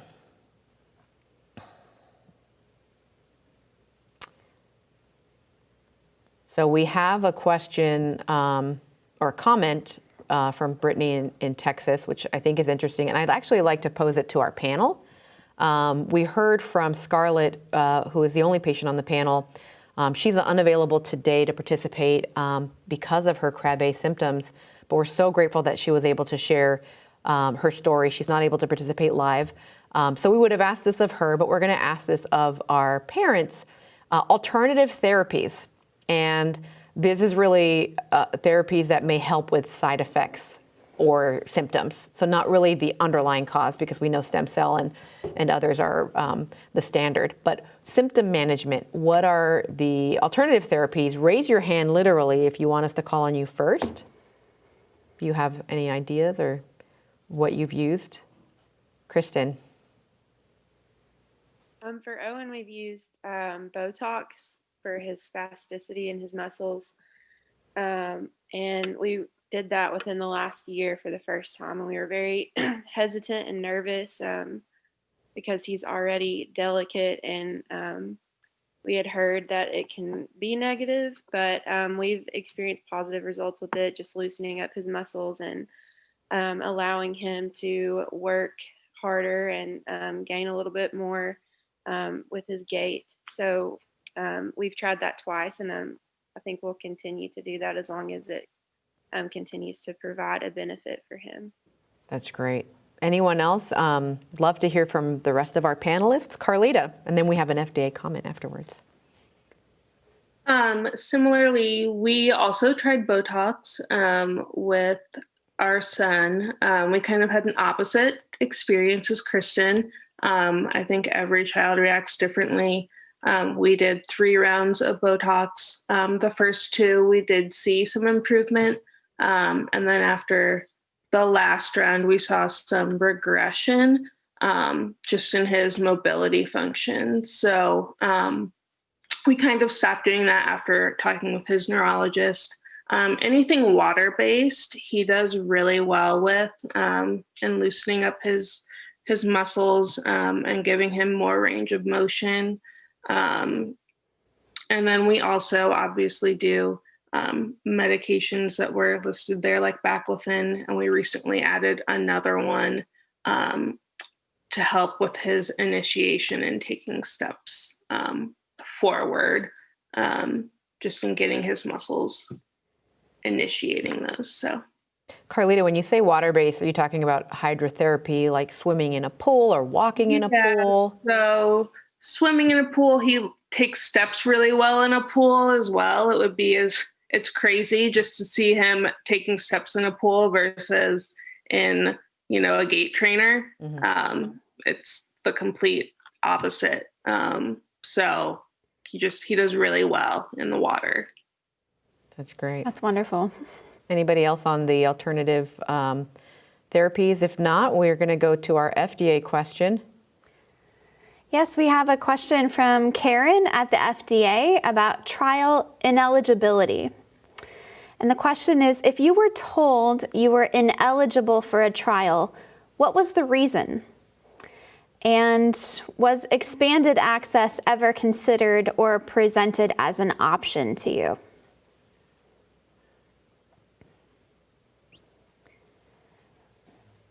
Go ahead, Kristen. I can't say that we have been told we couldn't do a clinical trial, but as far as transplant goes, with our daughter, we were told we were unable to do that because her symptoms were too far progressed, and the transplant doesn't reverse symptoms. It only stops progression where it is. Okay. And Anne, you look like you wanted to say something. With Gina being one of the early pioneers in January of 2000, that was a clinical trial, but we were eligible for her to participate. So Nick was never eligible for any treatments because he was diagnosed in 1986. So there weren't any treatments at that time. Mm-hmm. And of our panelists, have you ever heard of expanded access as an option? No? Okay. If you're listening to this live and you are a caregiver or a patient living with Krabbe disease, we also want to hear from you about this. If you were told you were ineligible, comment below and tell us why you were ineligible for a trial, because in the poll, many of you actually said you were interested but ineligible. It was like 33%. And if you were, then was expanded access an option? Let us know. FDA is very curious, and that's part of their work. So they want to know about that. We're going to jump back into our polling. And thank you to our panelists.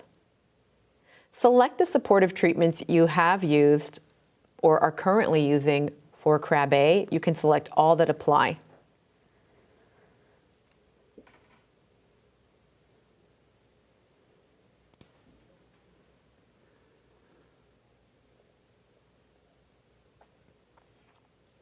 And right now we know we have a lot of callers calling through. It's a very long line of callers. We want to focus on treatments, clinical trials, and your hopes for the future. And what are you willing to risk for the benefit of a new drug? And so that's the focus now. If you have a story to tell, we want to hear it. Please put that in the comments. If you're calling in, we want your experience with clinical trials, especially if you were ineligible. Please pick up the phone.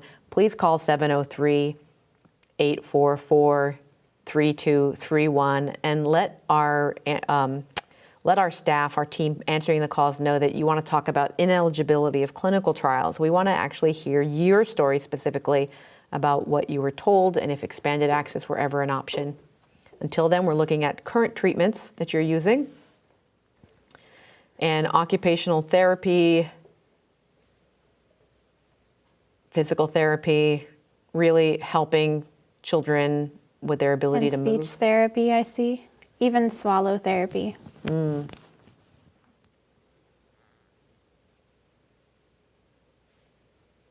We have so many comments coming in. If you see Rebecca and myself looking in other directions, it's just a stream of comments. This topic really touches and is near and dear to everyone in the Krabbe community watching. We're so grateful for your comments. If we didn't get to your comment now, never fear. You're putting it in that comment box. We're going to read them and integrate them into the Voice of the Patient's report. So you are being heard now. Even if we're unable to directly comment on what you're sharing with us, please continue to share, especially on that clinical trial question as it was asked by FDA. So let's go to the next one. We've got a sum total of 9 polling questions. Tell us, how well does your current treatment regimen, all of the combined treatments that you use, how well does it help to reduce the most significant symptom? So how well are your treatments working for you?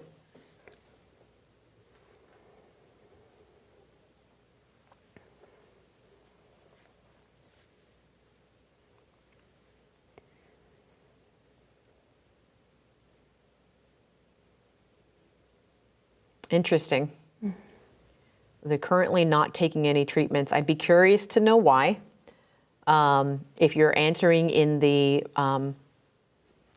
option of not taking treatments, can you pop a comment in, please, and let us know, is it that you're unaware of these treatments? Is it that there's insurance barriers? Are you writing, if you've lost a loved one, write the treatments that they were using and whether they were successful in alleviating some of those symptoms.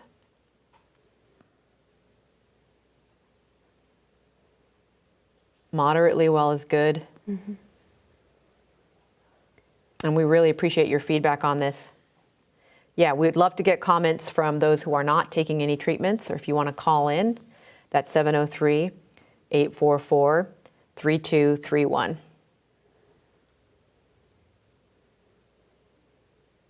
So let's go to our next question. Which 3 factors are most important to you when deciding to select a new treatment or drug for your loved one? Options include the method of taking the drug, IV injections into the muscle, or IV, or taken orally, how often you have to take the drug. Is there evidence that it reduces your symptoms? Are there known side effects? Does it target the disease, the underlying cause, or the progression of the disease? Or do you just take what your doctor recommends? You have good faith in your specialist and in your team. Insurance is an issue. And while we're answering this question, maybe we can ask some of our panelists what were factors that were important to them. All right, so we've got Anne, Kristen, and Carlita. Carlita, what was important to you for treatments?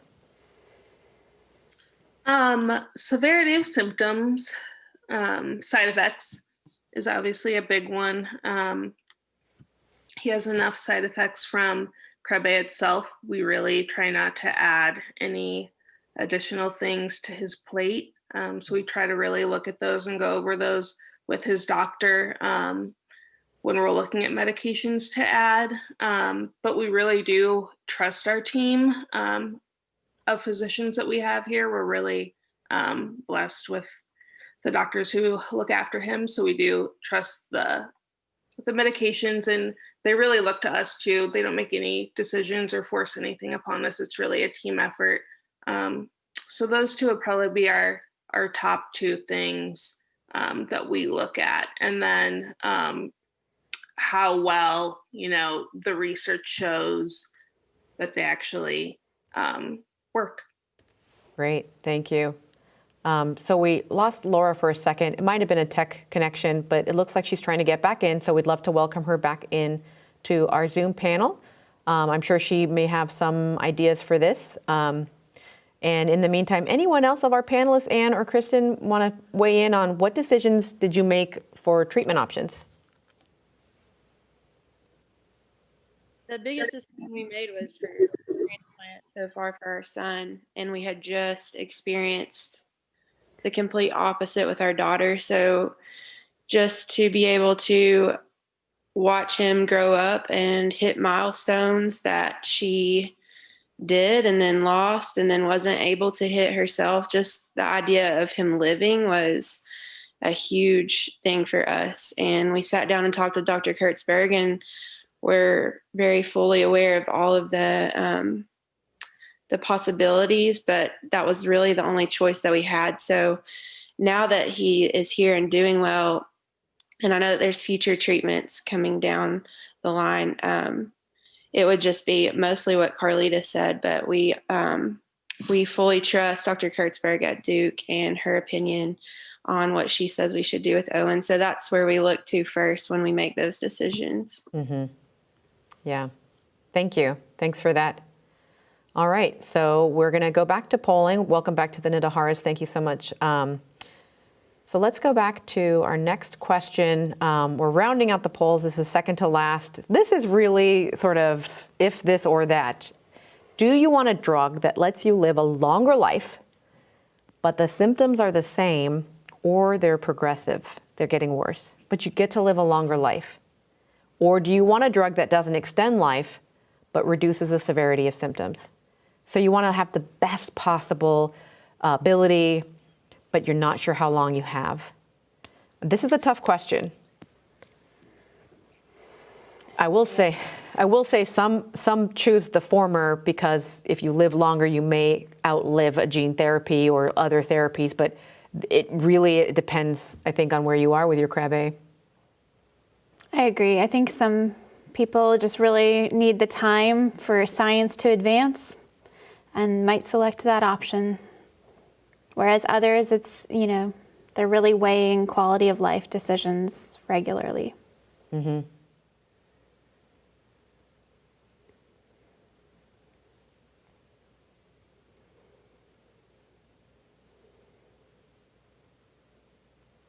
And this is really encapsulating the cross-section of the Krabbe disease community.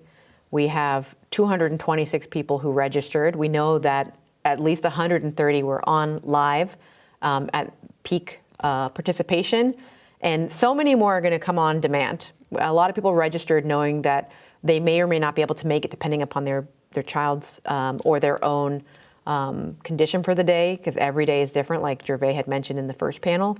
So we know that this is going to change a little bit in the Voice of the Patients report. Because you registered, when that report is published, you're going to be the first to get it. And what's really exciting about the Voice of the Patients report is that we know that other patient-focused drug development meetings, other reports have been translated into other languages. So we did have a lot of people coming in from the EU, which was our first demographic polling. This Voice of the Patients report is taking what you're saying right now in that comments box, so important, and it's taking the calls coming through. That's going to be encapsulated in that report that lands on the desk of FDA staff, as well as researchers and academic institutions, and drug developers and industry. And we just got word that registration is now at 2:37 today for this session. It's really exciting. And it was great to see an international audience. All right, so we're going to go to our last question. We've got about 10 minutes left. We are going to ask this question. We might take a call. We're going to look at comments. We're going to bring the panel back. We're going to do everything we can in this last 10 minutes. Short of a cure, what specific thing would you look for in an ideal treatment? Top 3. So really think about this. What are the top 3 things that you want out of a treatment? That could be ability to eat by mouth instead of that G-tube, cardiac improvement, fewer side effects from the treatment, the ability to see and hear, improving digestion, improving life expectancy, how long you live, improving muscle tone, improving mobility, giving you that independence, physical independence, improving verbal communication skills, being able to more meaningfully connect, understand what your child is going through, minimizing dental problems, reducing pain. Pain management's one we've heard before, respiratory issues, reducing seizures, and temperature regulation. We've got someone that commented about being ineligible for transplant. Interesting comment. While we keep this poll going, we're going to take a quick look at some of the comments. I'm looking at Nikki in Oregon. Yeah, Nikki says Emmett was told he was ineligible for transplant, which is a trial, because his symptoms were too advanced. As of now, there are no options and/or trials for children with Krabbe who are not transplanted. She also said stem cell therapy is so promising from what I have seen and heard in the medical community. But my hope is for treatment options that would also focus on patients not treated with stem cell transplant. We have a comment in from the Netherlands. Hetty says symptom reduction is really important. By far, the worst of this disease is to see your child suffer. Therefore, reducing symptoms and increasing comfort is the most important goal. And let's see. Let's go back to our panel. We're still collecting more comments and calls coming through. What are your thoughts about future treatments? What would you be willing to risk? Carlita, Kristen, your children are living, your boys are living with this disease. If a drug comes down the pike, would you want it to minimize symptoms, extend life, if it had to be one or the other?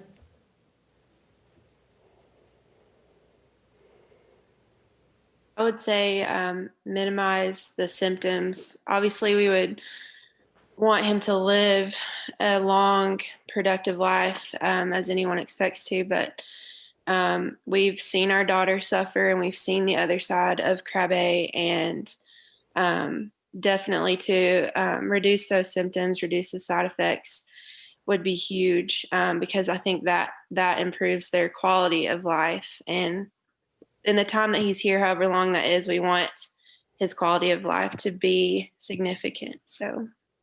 Mm-hmm. Thanks. And I see Ryan and Laura nodding their heads about maybe what Kristen was saying, or do you all want to weigh in on clinical trials, and what would your experience be if you had to go in that direction? Yeah, so for us, I mean, again, we're in a little bit of a different boat than most of the other parents here, where we have a son with the juvenile late onset version. And so he doesn't have symptoms yet. So for as far as clinical trials, I mean, the biggest thing that we would move mountains, we would move anywhere, we would do what we needed to do, to participate in a trial if it's time. And that's the big thing. And again, different from most of the community here, but if it's time, and, we have that luxury. So really the biggest thing is we work with our medical team, the doctors at UPMC, and just, take from their cues. Yeah, defer to them, take from their cues. If they say it's time, we're ready to do it. It's just, we don't have to yet. We don't have to yet. Mm-hmm. Thanks. So it's something we saw in the polling too, is when it comes to decision-making about treatments, you all really trust your specialists. You trust them, you listen to them. That's really helpful.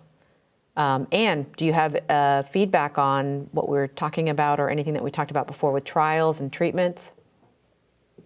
It was always my hope when Gina was alive, that knowing that her peripheral nerve disease progression was happening, that there would be some kind of trial that came about to help her with that, because cognitively she was age appropriate, she was attending school, she was very active in her community. I would have considered a trial for her to help with that peripheral nerve disease progression had there been one. Thanks. All right. We're going to look at the final poll results for that last question that we asked. Short of a cure, what specific things would you look for in an ideal treatment? What is it looking like? We're really seeing many responses about improving muscle tone and improving mobility, which is certainly understandable. We also see, a large amount of responses about reducing pain. And I think that really speaks to, quality of life, as we've been hearing about from many of our parents today, and how important that quality of life and memory making and living each day to the fullest really, really matters to so many families. Of course, improving life expectancy. It's certainly understandable that we want as many years as possible with our loved ones. We also see a good amount of responses for improving verbal communication skills, which is certainly so important. We want to be able to communicate with our loved ones. Mm-hmm. Thanks. So we had a comment come through from one of our first panelists, actually, Kristen Isgro from Vermont. Do you want to check that out and tell us, what did Kristen comment on? Sure. She said, "Our daughter is now 14 years old, soon to be 15, and non-transplant. She is a total outlier in any of the pending clinical trials."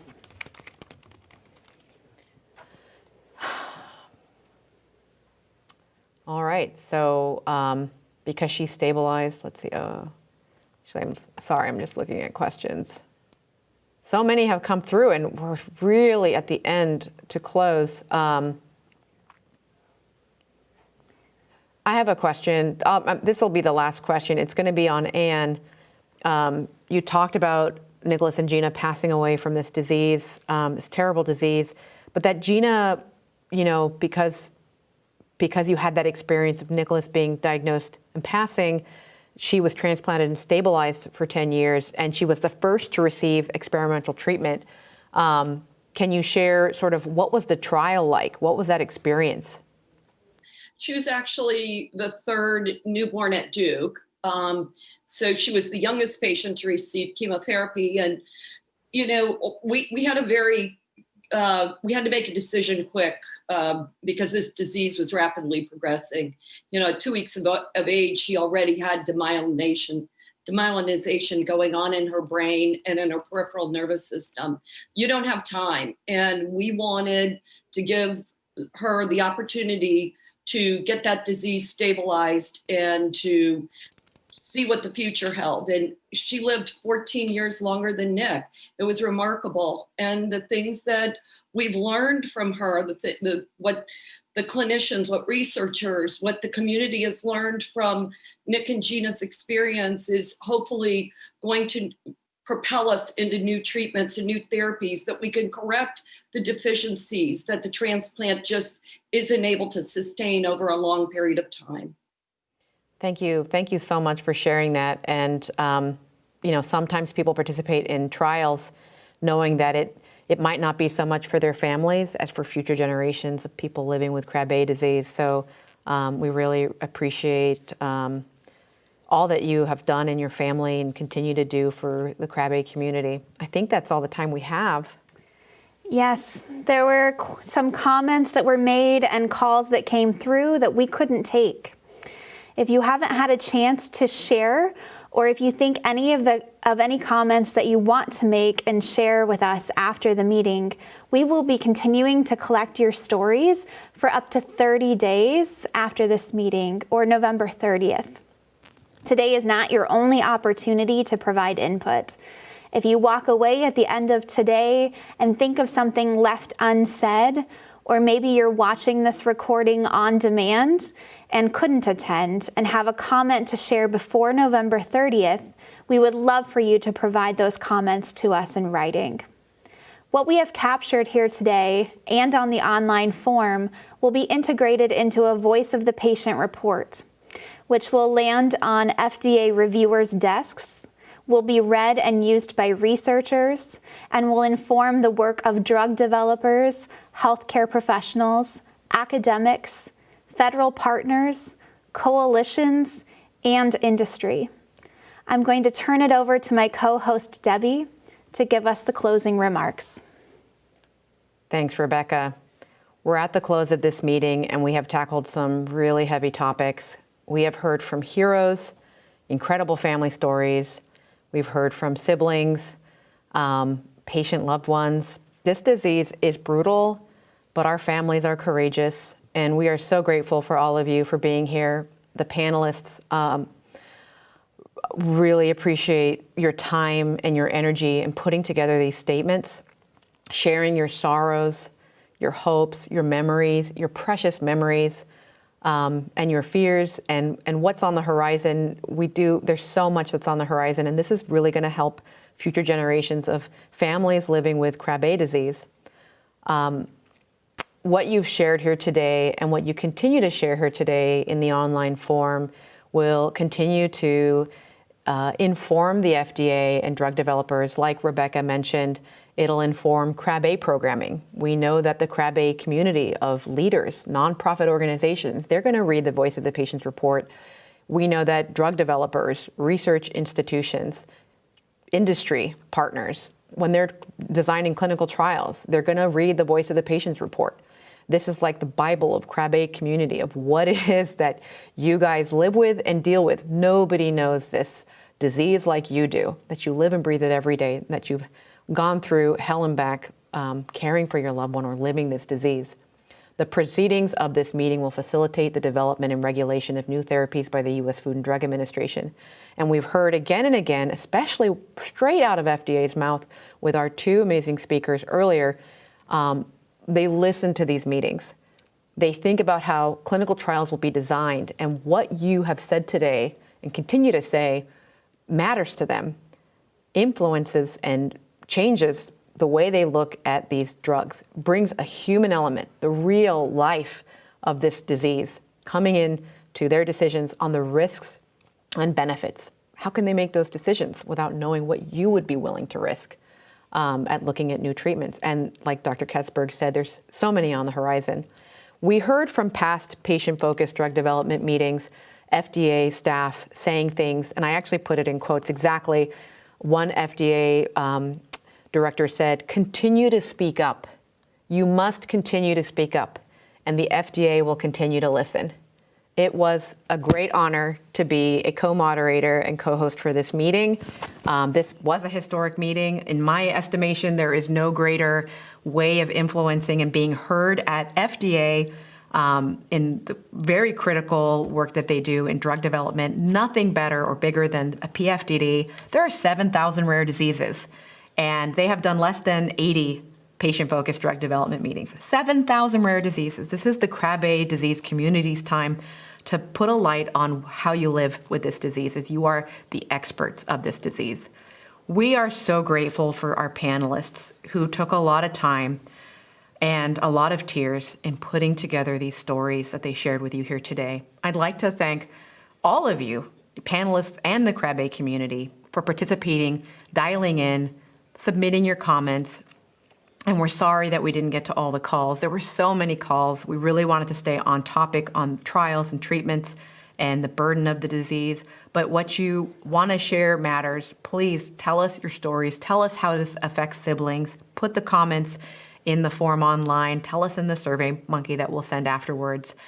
We want to thank the researchers and the FDA staff, the clinicians, all watching, getting to know this disease and your interest in this disease. We need you. We really need you. And as you can tell from these stories, it is a matter of life and death and quality of life for this generation of Krabbe patients and for future generations of Krabbe patients. Want to give a special thanks to William Llewellyn at FDA, who worked with us week after week, working with NORD week after week for months to bring this together. And also want to say thank you to NORD staff, because Rebecca and I were lucky to get to sit here and to be the faces, the pretty faces of, as your moderators, but we're very grateful for those behind the scene, including Carrie Lucas, Amanda Thomas, Alexa Moore, Peter Saltonstall, Pamela Gavin, Jamie Laura Brittany, Alicia, and so many more involved answering calls and comments and reading testimonies over the summer. And to Dudley Studios, Chris, Eric, John, and all of those behind the scene, making sure that all of this happens and that the lighting is fine and we didn't lose any tech connections. So thanks to those guys. And thank you so much. Big thank you to the Krabbe disease community and the organizations that supported this work. That includes the leadership at Krabbe Connect, Legacy of Angels Foundation, Partners for Krabbe Research, and Hunter's Hope. You all are in the trenches fighting for policy newborn screening, standard of care, working to bring this whole meeting together. Thank you for your work. And of course, to our sponsors, we couldn't do this without you. Gain Therapeutics, Magenta Therapeutics, Passage Bio, and Neurogene. Thank you. Of course, this is a big collaborative effort. And so all of those individuals came together. It takes a village, and collaboration is what we do at NORD. So I'd like to end with a quote from Commissioner of FDA, the #1 guy at FDA, Steve Hahn, Dr. Steve Hahn. He said this at NORD's Rare Disease and Orphan Products Breakthrough Summit on October 8th. So it was the same, couple weeks ago he said this. He said, "Even in the face of this unprecedented public health crisis, we have nonetheless seen some important developments for rare diseases, and that's a tribute to your work and focus." So the Commissioner of FDA is giving a shout out to the rare disease community and what you do, that we are continually having to bring their focus on the little guy, the rare disease, Krabbe. People don't know what this disease is. I would suggest, this is what Dr. Hahn says, I would suggest we are already part of a new era of transformational therapies. This success is due in great part to the collaboration that NORD promotes. It is also an essential aspect of FDA's work, both internally and externally, especially in rare disease product development. Our efforts to find solutions to rare diseases is a long-term priority at FDA, and we look forward to continuing to engage and collaborate with NORD on these issues. And I end with that because he's the #1 guy at FDA. Rare diseases used to be called orphan because nobody cared about them, not drug developers or researchers, not in the 70s. There was no home for them, no parents. Thanks to the Orphan Drug Act and the work of NORD, we are where we are today. Thanks to you all for being here. We can move the needle on Krabbe disease research and drug development forward. Until there's a cure, we are rooting for you at NORD. Thank you so much for being a part of this. November 30th, get those comments going, stay safe, and we will see you soon. Thank you and goodbye.